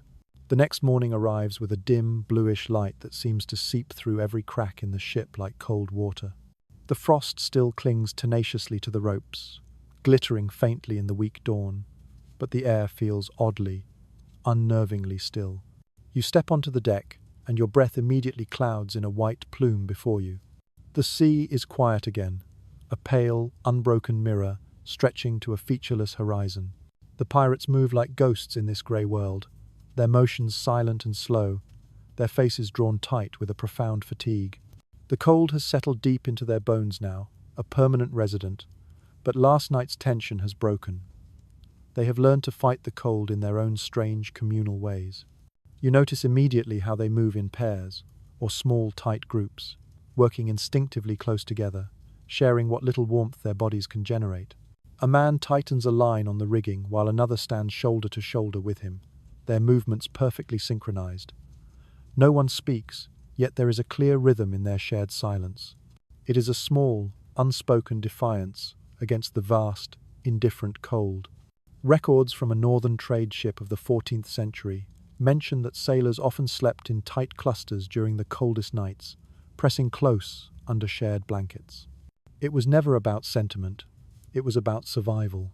A living human body produces more reliable heat than any lantern or brazier.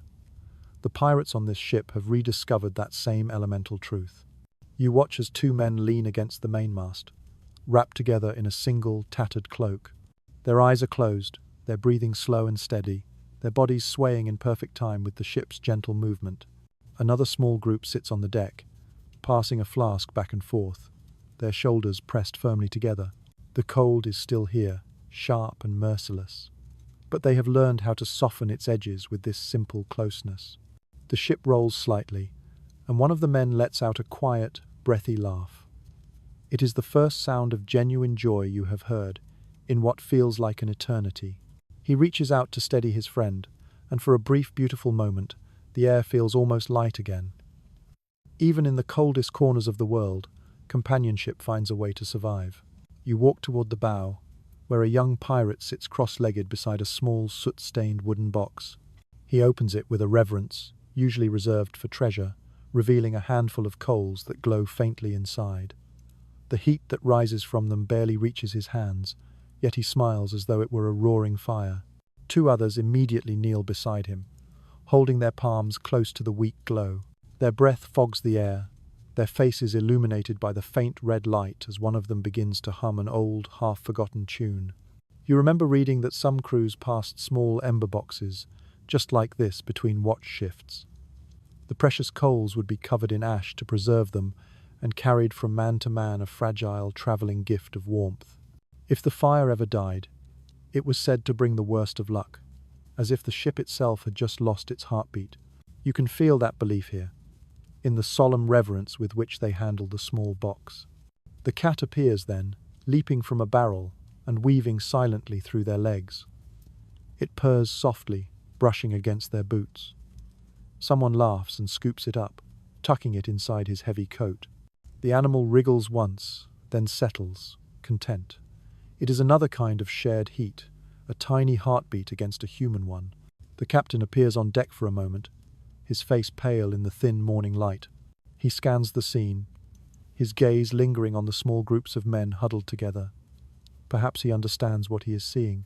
Perhaps he remembers a time when he, too, slept shoulder to shoulder with the crew, before the heavy cloak of command set him apart.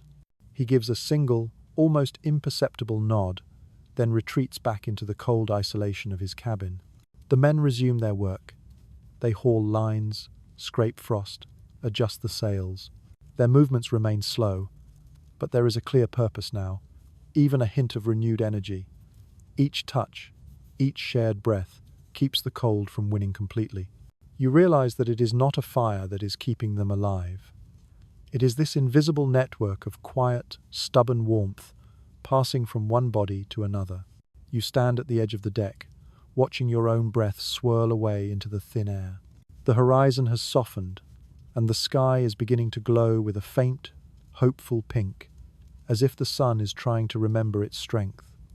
The pirates keep working, still close, still silent, still human. As the wind rises again, the ship seems to groan in approval, its old bones creaking in rhythm with their labor. Together, they push through another morning. No warmth lasts forever out here, but for now, this is enough. The shared heat, the small laughter, the steady rhythm of hands working in unison, all of it reminds you that survival, even in the cruelest cold, is rarely a solitary thing. The night deepens, and with it, the sea becomes a vast, perfect mirror of ink. The ship drifts in an unnerving quiet through the darkness, its sails heavy and stiff with frost. You can hear the slow, aching groan of the wood and the soft hiss of water along the hull. The cold presses close, a constant physical assault, but the stillness that has fallen is a physical weight of its own, heavier than the temperature itself. It is the kind of profound silence that invites the imagination to wander into dangerous territory. The men whisper softly from their hammocks, their words barely reaching beyond the confines of their own breath. In this thick quiet, every small sound feels amplified and unnatural: the sudden rattle of a chain, the sigh of the wind through a crack, a single cough that echoes for far too long. Someone mutters about the sky, about how the stars seem too bright tonight, how they shine like 1,000 cold eyes watching from above. The others quickly shush him. No one likes that kind of talk when they know the sea is listening so closely. Old maritime folklore is filled with descriptions of how sailors would populate the darkness with stories. It was a way to keep their own fear from growing too large to contain. Superstition was their only armor, and the night was always full of omens. You can almost hear the stories being born now, whispered in voices made rough from rum and cold. Tales of ghost ships that sail forever without a crew, of mermaids that hum a deadly tune to lure men overboard, of a lone shadow that walks the deck just before death visits at the next dawn. A curious note in a medieval sea journal tells of pirates who refused to even whistle after sunset, believing the sound would summon a storm. Another record mentions that no one dared to point a finger at the moon while at sea, for fear of drawing down bad luck. You watch as one man glances upward, his eyes drawn to the lunar glow, but he quickly lowers his gaze, pretending he was never staring. The fear here is not loud or panicked, but it is deep, woven into the very fabric of their habits. The cat lifts its head from its perch, its eyes glowing faintly like green embers in the dim light. A few of the men nod to it, a small, reverent gesture, as though acknowledging a silent guardian. For all their roughness, they cling to any sign of protection. They can find a small flicker of faith in a world that offers none. The ship creaks again, a long, low sound, and someone whispers a prayer. Not to God, but to the sea itself. "Be kind tonight," he says quietly. No one mocks him. Every man here understands the sentiment completely. Historians often write about the spectacular violence of pirates, but they rarely mention their profound fear of the supernatural. For men who lived and died without any certainty, the boundary between the living world and the world of myth was perilously thin. Then, a faint light flickers outside the port window, distant, but undeniably moving. The men notice it at once. One sits bolt upright in his hammock, squinting into the dark. "Ship," he says under his breath. Another shakes his head. "Too small." The light drifts closer, then simply vanishes. A palpable ripple of unease runs through the room. Someone mutters that it was a lantern carried by spirits, a well-known sign that another soul will be taken before morning. In an old chronicle of Baltic sailors, there is mention of this dead lantern, a ghostly flicker of light said to appear just before a death at sea. Some swore it was a natural phenomenon, a reflection of Street Elmo's fire. Others insisted it was something far older, a messenger from the deep. Scientists today would speak of plasma and ionized air, but standing here, surrounded by these anxious faces, the logical explanation feels far less comforting than the legend. One man rises from his hammock and spits on the floor, a common ritual to break bad luck. Another scratches a small cross into the wood beside him with the tip of his knife, the sound of the blade sharp and final in the silence.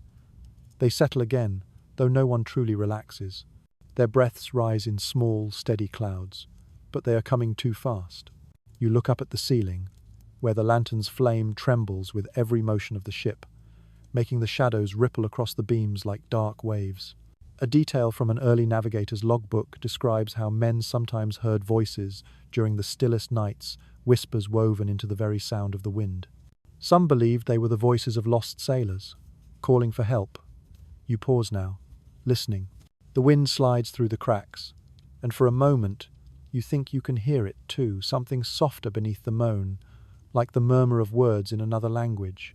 The youngest pirate sits up, clutching a scrap of cloth around his shoulders. "Do you hear it?" he whispers into the gloom. No one answers. The others keep their eyes closed, pretending they are already asleep. Pretending is often the only defense they have left. The man nearest the door stands abruptly and throws a handful of salt onto the floor. "For peace," he says, his voice rough. The others nod, grateful for the excuse to move, to do something. It is easy to dismiss such tales from the comfort of solid land. But here, where the darkness feels alive, reason bends quickly. The lantern dims, its flame shrinking low. The men lie still again. In the quiet that follows, the ship drifts onward through the black water. The stories and whispers fade into silence, but their shapes remain, curled like smoke above the hammocks. Every sailor here carries a superstition close to his heart, a personal charm against the vast unknown. And tonight, as the sea whispers its secrets all around you, you finally understand why some darkness can only be endured by giving it a name. The night sky does not just clear. It is swept clean, and with this sudden clarity comes a sight so strange, so otherworldly, that for a moment the men forget their fear entirely. You step onto the deck and look upward. The oppressive darkness has softened into a deep, velvety indigo, and across this celestial canvas, great ribbons of light begin to unfurl impossibly vibrant greens and shimmering golds, shifting and waving like vast silk curtains in an invisible wind. The northern lights have come, and they shimmer in silence above the frozen sea. The pirates stand scattered across the deck. Their faces, raw from the wind, are upturned toward the sky. No one speaks at first. Even the wind, their constant companion, has fallen quiet, as if the world itself is holding its breath, listening. The lights ripple and twist, their spectral colors reflecting off the sheets of ice that float beside the ship. For a breathtaking moment, the entire vessel seems to glow from within, bathed in an unearthly light. Travelers of these northern oceans had recorded these lights for centuries, attempting to describe the indescribable. They called them spirits, omens, or great fires in the heavens. Mariners who had no knowledge of magnetism or solar winds gave them names born of myth and awe: ghost fires, the dance of angels, great sky serpents. To those who lived by the sea, they were at once profoundly beautiful and deeply terrifying. And standing here, you can feel why. The lights move with a kind of intelligent purpose, a grace too fluid and deliberate to seem entirely natural.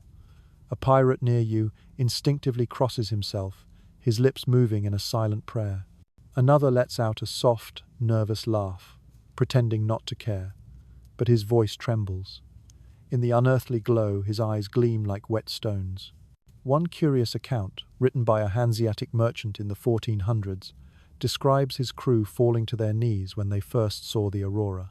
"The heavens," he wrote, "opened and burned like oil upon water. It must have felt like a direct message from the divine, or perhaps a final warning." Here, under this same cold, silent sky, you can understand both reactions perfectly. The lights continue to shift, stretching across the entire horizon like rivers of living flame. The ice on the rigging glows faintly, and the great sails, stiff with frost, shine with pale, borrowed colors. The ship itself seems transformed, no longer a vessel of wood and rope, but something ethereal, suspended between two worlds, one of cold earth and dark water, the other of pure sky and shimmering wonder. The pirates begin to whisper now, their voices hushed, as if they are afraid to disturb the vision. "Maybe it's the souls of the dead," one says. "Or the treasure of heaven spilling out," another replies. A third simply watches, his breath shallow, his eyes wide with a primal awe. For men who lived and died at the mercy of the elements, the sky was both their guide and their god, and when it glowed with a silent fire, it must have felt like a revelation. The cat appears beside you, its fur lit a ghostly green by the glow. It stares intently upward, its tail twitching as if the shimmering lights were some celestial prey. The sight of this small earthly creature, so utterly unimpressed by the heavens, makes the men laugh quietly. And for a moment, the heavy tension that has shadowed the ship for days seems to lift and dissipate into the glowing air. The cold still bites at their skin, but right now, no one feels it. A sailor at the wheel whispers that this sight means good fortune, that no storm will dare to come while the sky burns so brightly. Another, standing nearby, mutters the opposite, that the lights mark a sacred boundary, the very edge of the world where the living should not sail. Both versions of the truth travel quickly across the deck, blending into one another until no one is sure which to believe. Perhaps belief itself, as one scholar suggested, was the only real protection these sailors ever had. Then, as gracefully as they arrived, the lights begin to fade. The vibrant colors soften, bleeding into a pale, ghostly white. The men let out a collective sigh, as if waking from a shared dream. One spits into the sea for luck. Another raises his flask, murmuring something about a drink for the angels. The air feels lighter, though paradoxically colder, and their movements become slower again, as though they are reluctant to leave the magic behind. The captain steps from his cabin, his coat heavy with frost. He looks at the sky for a long, quiet moment, then turns his gaze to his men. "Enjoy it," he says, his voice low and even. "It will not last." His words hold neither awe nor fear, only the weary acceptance of a man who has seen too many wonders turn into warnings. Gradually, the glow fades from the sails. The sky darkens to its usual black, and the cold returns with a vengeance. The stars reappear, faint but steady. The ship creaks softly beneath your feet, a sound that feels familiar and grounding after so much wonder. Below decks, the men will tell stories of this night for years to come. Some will say the lights were spirits, guiding them through the ice. Others will claim they saw shapes in the glow faces, wings, entire cities of fire. Each version will carry its own piece of truth, because what they felt was real, even if the cause remains a mystery. You close your eyes and breathe in the frozen air. The memory of that impossible color lingers behind your eyelids, bright and alive. The sea sighs softly against the hull, and as the last spark of green fades into the stars, the world returns to darkness. But for a little while, the pirates of this frozen ship have seen heaven touch the earth, and the sea, for once, feels almost kind. The sky is dark once more, and the otherworldly wonder of the lights has faded, now just a fleeting memory buried beneath the immediate reality of cold, hard work. The pirates have grown quieter still. Their laughter, as small and rare as it was, has thinned away entirely, replaced by low mutters and the simple sigh of breath meeting frigid air. You stand near the mainmast, listening to the slow, monotonous rhythm of the ship. Every groan of stressed wood, every icy drip of water from the rigging, seems to be counting time steady and endless. Sleep has become more precious than gold now, a currency more valuable than any plunder. The men take it in ragged fragments, wherever and whenever they can find it. You watch one sailor slumped against a barrel, his eyes half closed, his breath coming in shallow, almost imperceptible puffs. Another sits beside him, his head nodding forward, yet his hands remain clenched around a thick rope, as if he is afraid to let go, even in his dreams. Their faces are pale, with a fatigue so profound it seems to have seeped into their very bones, making thought itself a heavy, laborious process. Records from surviving logbooks often describe this specific kind of exhaustion. It was not simple tiredness, but a deep, creeping fog that dulled the senses and frayed the mind. In this state, men forgot names, their fingers fumbled over the simplest of knots, and they would sometimes laugh at things that were not funny. Some were seen whispering to shadows or arguing with the wind. The fine, clear line between the waking world and the world of sleep had blurred until both felt distressingly the same. You move toward the hatch, peering down into the gloomy space below. The hammocks sway in a slow, ghostly rhythm, filled with bodies that hardly seem to move. The air is heavy, still thick with the familiar smell of tar and human sweat. The atmosphere feels almost sacred in its stillness, as if every single breath taken down here is borrowed. Some of the men dream, some do not, and a few simply stare into the darkness, their eyes open but completely unfocused, lost in the vast emptiness behind their gaze. A curious report from a Danish merchant voyage speaks of the sleepless sickness, a condition brought on by the relentless trinity of cold, hunger, and fear. Sailors afflicted by it would drift in a half-conscious state, unable to truly rest, yet unable to fully stay awake. Some of them claimed to see silent, watchful figures walking through the ship at night, figures no one else ever saw. You can easily imagine how such terrifying illusions might take root here, born from the constant, hypnotic hum of an endless night. One man near the door mumbles numbers under his breath, a quiet, obsessive litany, counting the creaks of the mast. He repeats the rhythm softly, over and over, as if the pattern itself is the only thing keeping him sane, a desperate anchor in a sea of encroaching madness. A neighbor in the next hammock tells him to stop, but the man does not seem to hear. His counting simply becomes another layer in the ship's haunting music. You recall a historian who wrote that sleeplessness was one of the cruelest punishments of sea life.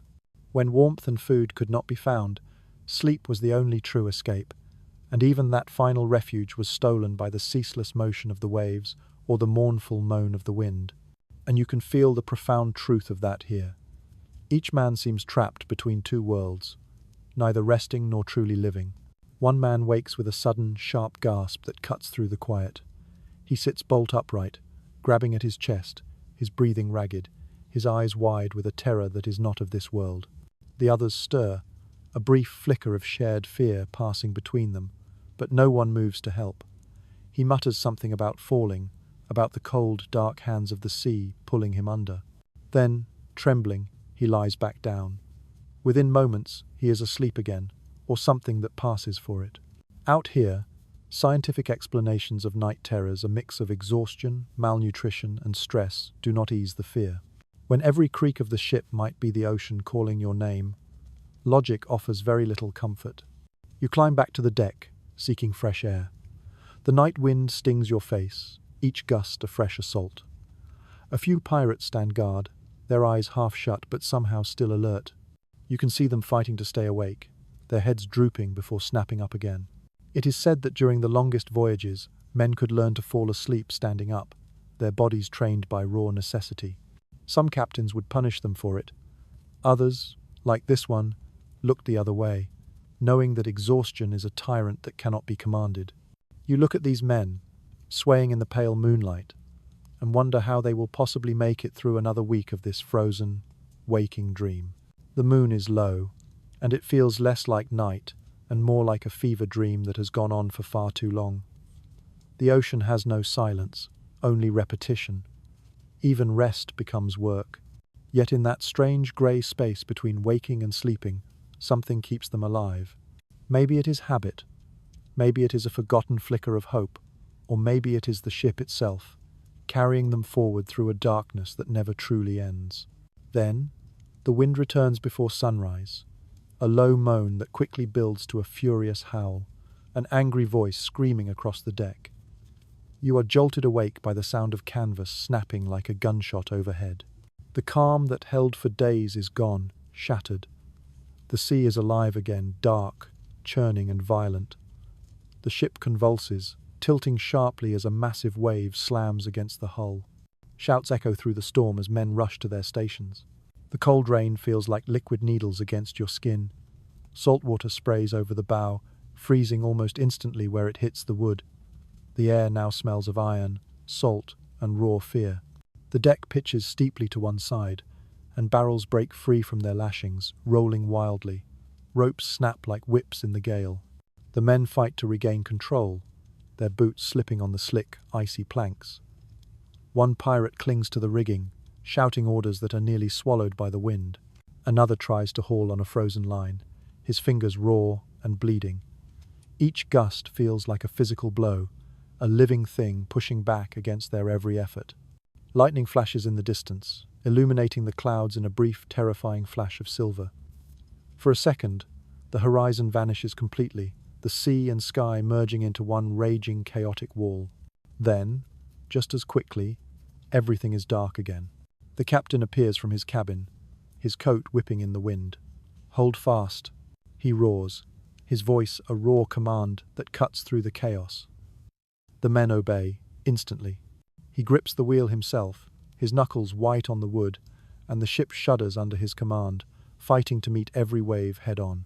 The sea rises again, lifting the ship high into the air, before slamming it down with a bone-jarring impact.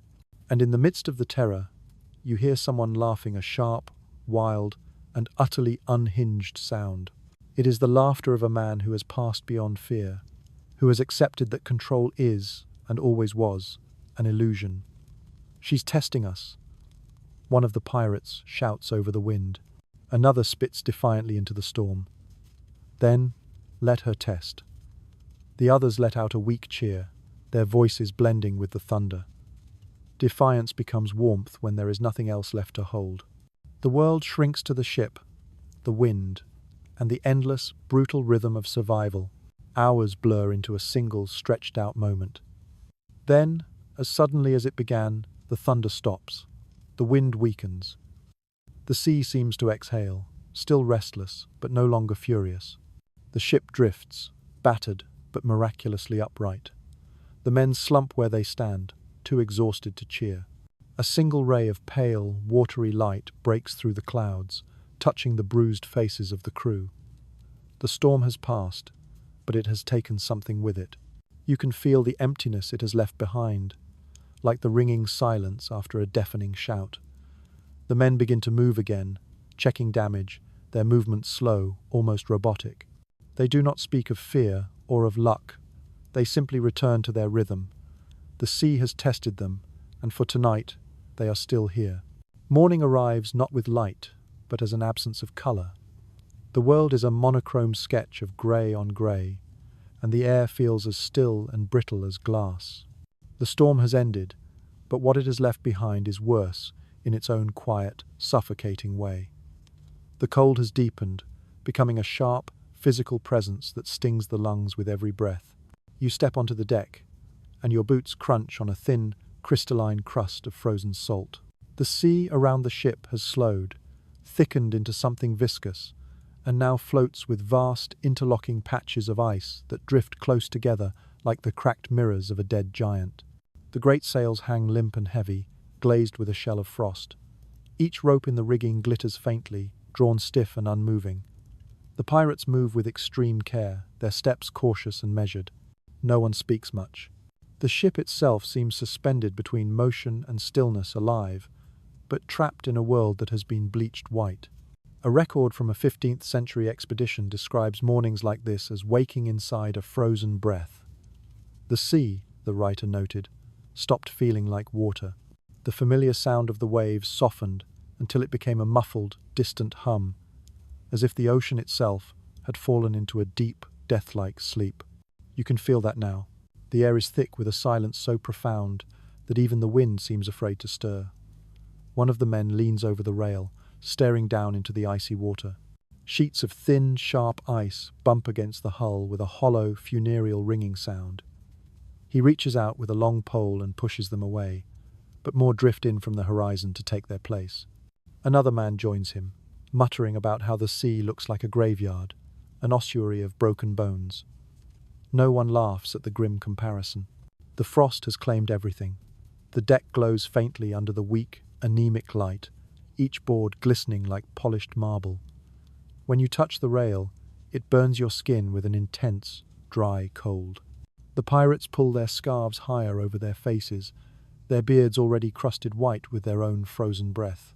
A small but telling detail from one explorer's account notes that when the cold reached this point, ships would grow preternaturally quiet, not just because of the weather, but because sound itself seemed to dull. The cold thickened the air, swallowing noise. The usual creaks and groans of the vessel softened into mere whispers. You listen carefully now, and you can hear it. The ship still moves, but its voice has changed. It is gentler, more subdued, as if afraid to wake what sleeps around it. You climb back to the deck, where a few men are chipping at the ice that is gathering in thick layers along the rail. Their movements are slow and rhythmic, almost hypnotic. One taps with a hammer, another scrapes with a blade.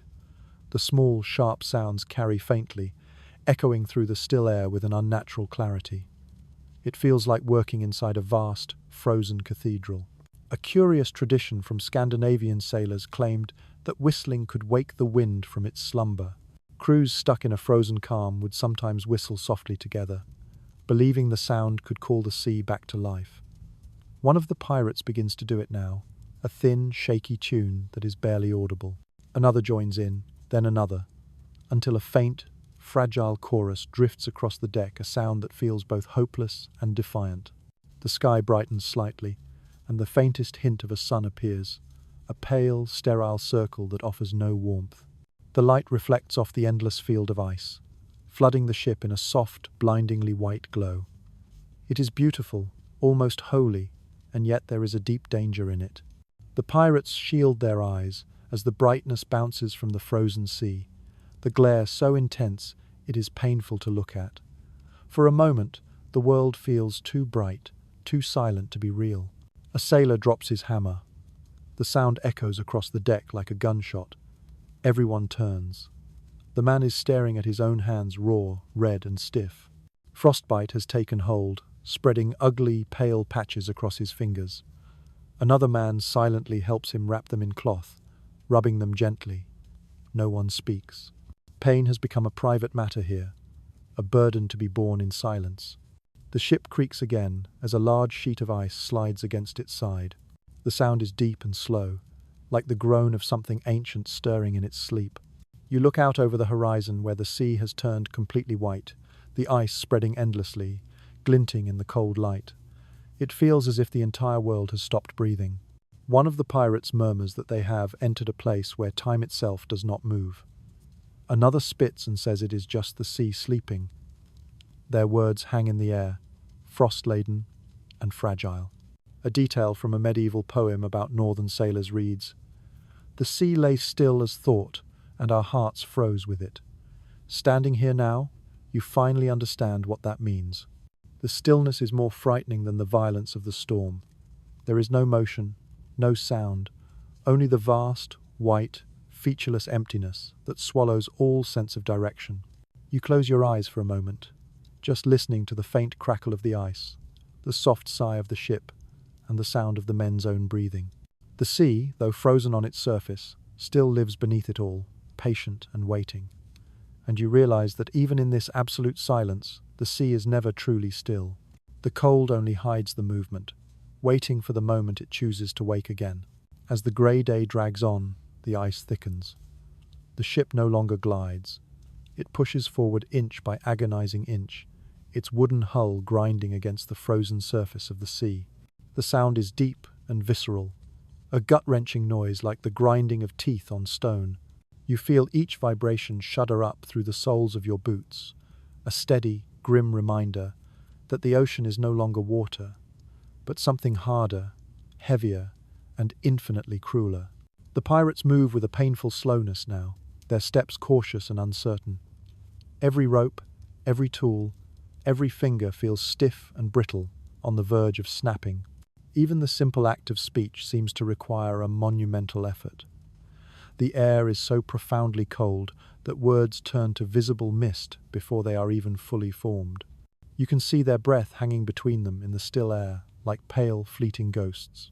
Near the bow, two men struggle to pry open a heavy storage chest, their movements sluggish and clumsy. Inside, wrapped in scraps of cloth, are the spoils of their violent lives. Silver cups, tarnished coins, a heavy gold chain tangled with bits of old rope. They stare down at the treasure for a long, silent moment, their expressions blank, and then they close the heavy lid without touching a single piece. The gold looks alien in this light, pale, sterile, and lifeless. It has no warmth, no allure. Old chronicles from northern expeditions record similar, chilling moments when the entire concept of wealth lost its meaning. Men who had once killed for a handful of coins would have traded all of it for a single glowing ember. One sailor wrote, "The ice made fools of us. For what use is gold when the fingers that hold it are frozen?" You can see that exact, bitter truth reflected in the pirate's eyes. Treasure, after all, cannot feed or warm you. The men gather near the mainmast, drawn to the only source of hope left on the ship, a small fire glowing inside a heavy iron bowl. The flame burns low and blue, an anemic light fed by scraps of tarred rope and broken bits of wood. They hold their hands over it in silence, a sacred circle of desperation. The faint light glints off their gaunt faces and the dull metal trinkets they wear, and for a surreal moment, the fire's flicker looks like the reflection of lost gold. One of them lets out a soft, broken laugh, a sound devoid of any real cheer. "All the riches in the world," he says, his voice a hoarse whisper, "and we're burning bits of our own ship to stay alive." The others chuckle weakly, nodding in agreement. The joke hangs in the cold air, tasting of ash and despair. Historians who study piracy in the North Atlantic often note that greed did not simply vanish in the winter. It merely changed its form. Survival became the only currency. Here, warmth was worth more than silver, and a single piece of hard bread carried the weight of a king's ransom. You can feel that profound inversion in the way the men guard this pathetic fire more fiercely than all the gold hidden below deck. The ice scrapes louder against the hull, a sudden, violent sound that makes everyone flinch. The captain appears, emerging like a spectre from his cabin, his coat lined with frost, his expression grim. "She's slowing," he says, his voice barely above a whisper, yet every man hears it. The crew looks out as one toward the horizon, where jagged sheets of ice stretch as far as the eye can see, a solid, unbroken wall of white. The path forward is vanishing before their very eyes. A strange practice from a 15th century whaling crew is mentioned in a surviving diary. To keep hope from freezing entirely, the men would toss a single, precious coin onto the ice and make a silent wish to the old gods. It was a desperate ritual of faith, not logic. One of the pirates does something similar now. He fumbles in his pocket, pulls out a small coin, presses it to his lips, and then throws it out onto the frozen water. It skitters across the surface, its faint, ringing sound impossibly loud in the silence, before it disappears into a dark crack. No one mocks him. They all watch until the sound fades into nothing. The legends of the North speak of vessels found years later, trapped and perfectly preserved in solid ice, their decks coated in a thick layer of frost, their crews still aboard frozen statues locked in their final moments of despair. Looking around this dying ship, you can almost believe it could happen tonight. The cat pads silently across the deck, pausing near the fire. It curls up beside the iron bowl, its tail twitching slowly.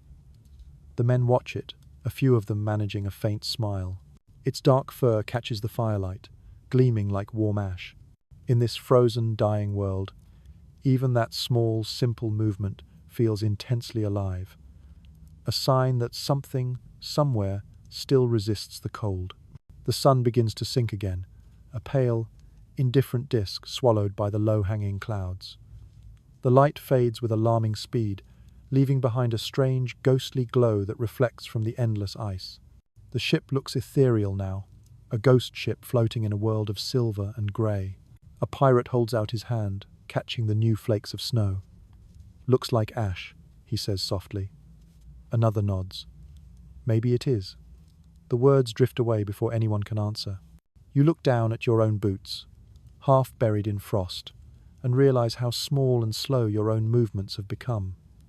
Every breath feels deliberate. Every thought is weighed down by the crushing cold. Yet somewhere deep below, the sea is still moving. You can feel it in the faint, almost imperceptible sway of the deck, a deep pulse that refuses to die. The fire flickers again, its glow shrinking. One man feeds it the last scrap of wood.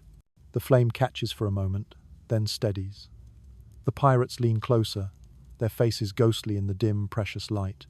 Around them, forgotten in chests, lies all the wealth they ever killed for, now just frozen, useless metal. What keeps them alive in this final, frozen hour is not the cold gleam of gold, but the faint, shared heat of each other's breath, and the stubborn rhythm of hearts still beating in defiance of the cold. The night that follows is not a measure of time, but a state of being. It feels endless. The wind has stilled once more, but the silence it leaves behind carries a profound weight, a stillness so absolute that the sound of one's own breathing feels like a violation. You move across the deck with deliberate care, your boots crunching softly on the thin, brittle crust of frost.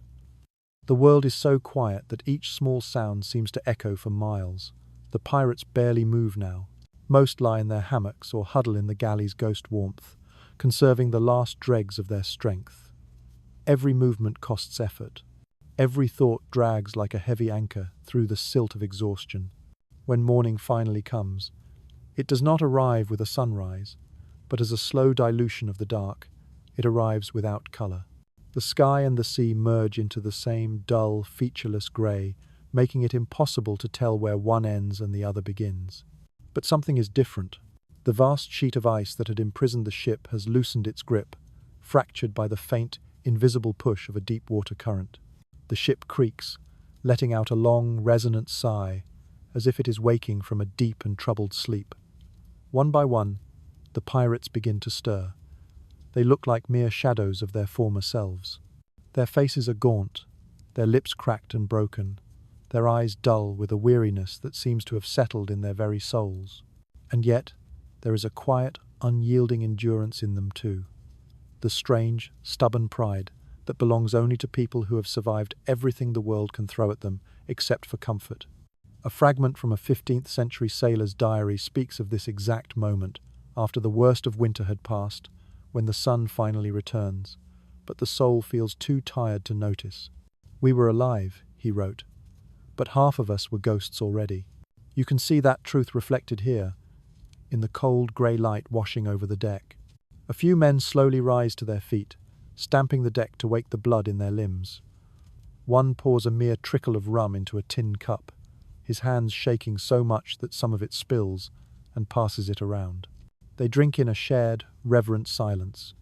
The warmth spreads briefly through their bodies, a tiny, defiant rebellion against the all-consuming cold. The ship rocks gently now, a tentative motion, as if testing its own newfound freedom. The vast field of ice groans beneath it, the pressure releasing in slow, deep cracks that spiderweb across the surface, echoing with a sound like distant, subterranean thunder. The men pause, listening intently. The sound of ice breaking is the sound of freedom, but it is also the sound of danger, for the sharp, jagged edges can tear through a wooden hull as easily as any blade.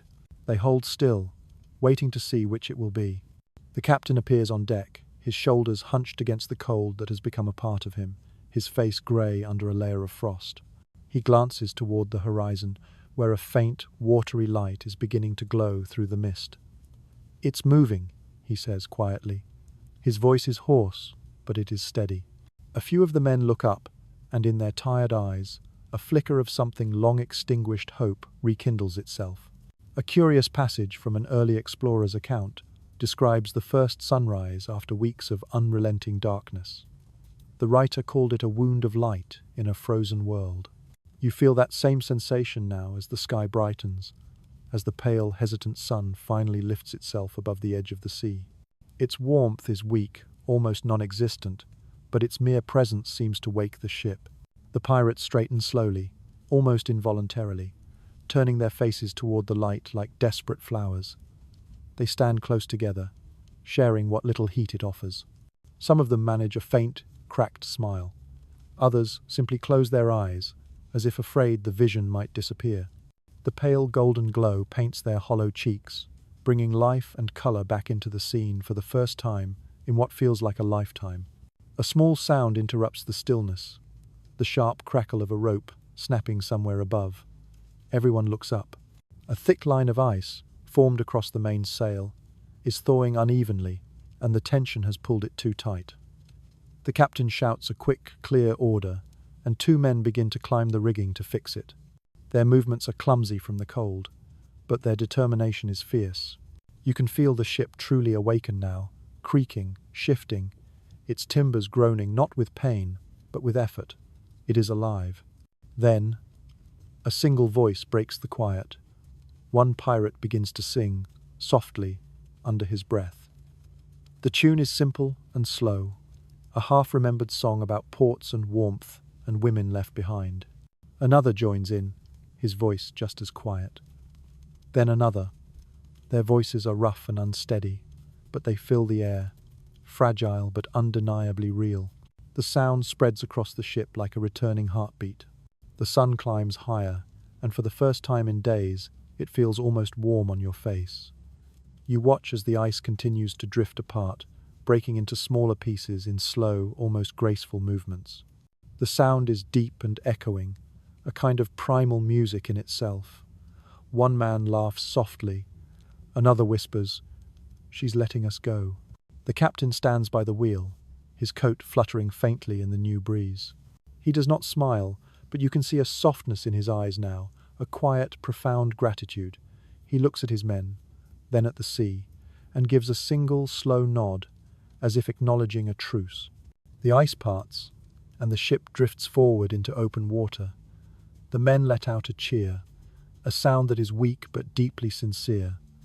Their voices echo over the frozen expanse, carried away by the faint wind. The cat darts across the deck, its tail held high, chasing a moving patch of sunlight. And for the first time in weeks, you hear laughter without bitterness. You grip the railing, feeling the ship tremble as it picks up speed. The sound of creaking wood returns, louder now, fuller, more confident. The sea is still cold and merciless, but it is moving, and movement is life. The pirates gather near the bow, watching the horizon brighten. They look like survivors of a dream that was held for far too long, their faces lined with fatigue, but now touched by the light of hope. In the glow of the morning, they are no longer just men of violence and greed. They are simply human beings who have endured the impossible. The ship pushes forward through the last fragments of ice, and behind it, the frozen sea closes quietly, leaving no trace of their struggle. Ahead, the open water waits, dark but alive. And for the first time in a long, long while, the air carries the faint, clean scent of salt instead of death. The sun sets with a slow, gentle grace, and the sky melts from gold and pink into a deep, calm blue. The horizon glows faintly for a long while, as the first stars begin to appear, sharp and clear in the clean air. The pirates stand quiet on the deck, their weary shadows stretching long across the wood. The cold has softened now into a gentle, almost welcome chill, the kind that brushes against the skin rather than bites at the bone.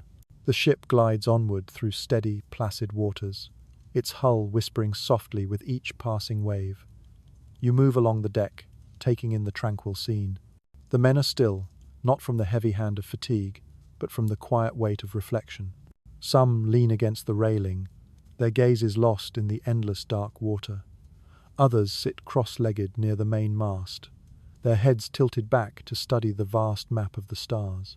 Their eyes seem clearer now, the wild, desperate glint of hunger and cold, replaced by something softer, something gentler. Historical accounts often describe how sailors were changed after surviving the crucible of winter seas. They grew quiet, superstitious still, but also tender in strange, unexpected ways. Men who once cursed freely and fought over trifles began to hum old songs, to carve small, intricate figures from bits of wood, or to keep journals in a script they could barely write. Perhaps ultimate survival teaches a kind of reverence. The cat sits on a coil of rope, a small, dark silhouette, its fur gleaming in the new moonlight. It cleans its paws with a slow, deliberate grace, completely indifferent to the world of men around it, and the men, in turn, take comfort from its profound calm. One of them reaches out and scratches its back with the tip of a finger, a faint smile touching his lips. The small, vibrating sound of its purring fills the still air, a quiet reminder that life, in its simple, stubborn way, continues, no matter how much the sea has taken. Below deck, the lanterns burn brighter tonight. The men have lit more than usual, a small, defiant act against the memory of the darkness. The warm light flickers on the wooden walls, turning the rough-hewn planks to gold. You walk through the narrow passage, past hammocks now swinging gently with the ship's easy rhythm. The smell of smoke and salt still lingers, but it feels different now. It is the scent of a hearth, of warmth and safety, not of confinement.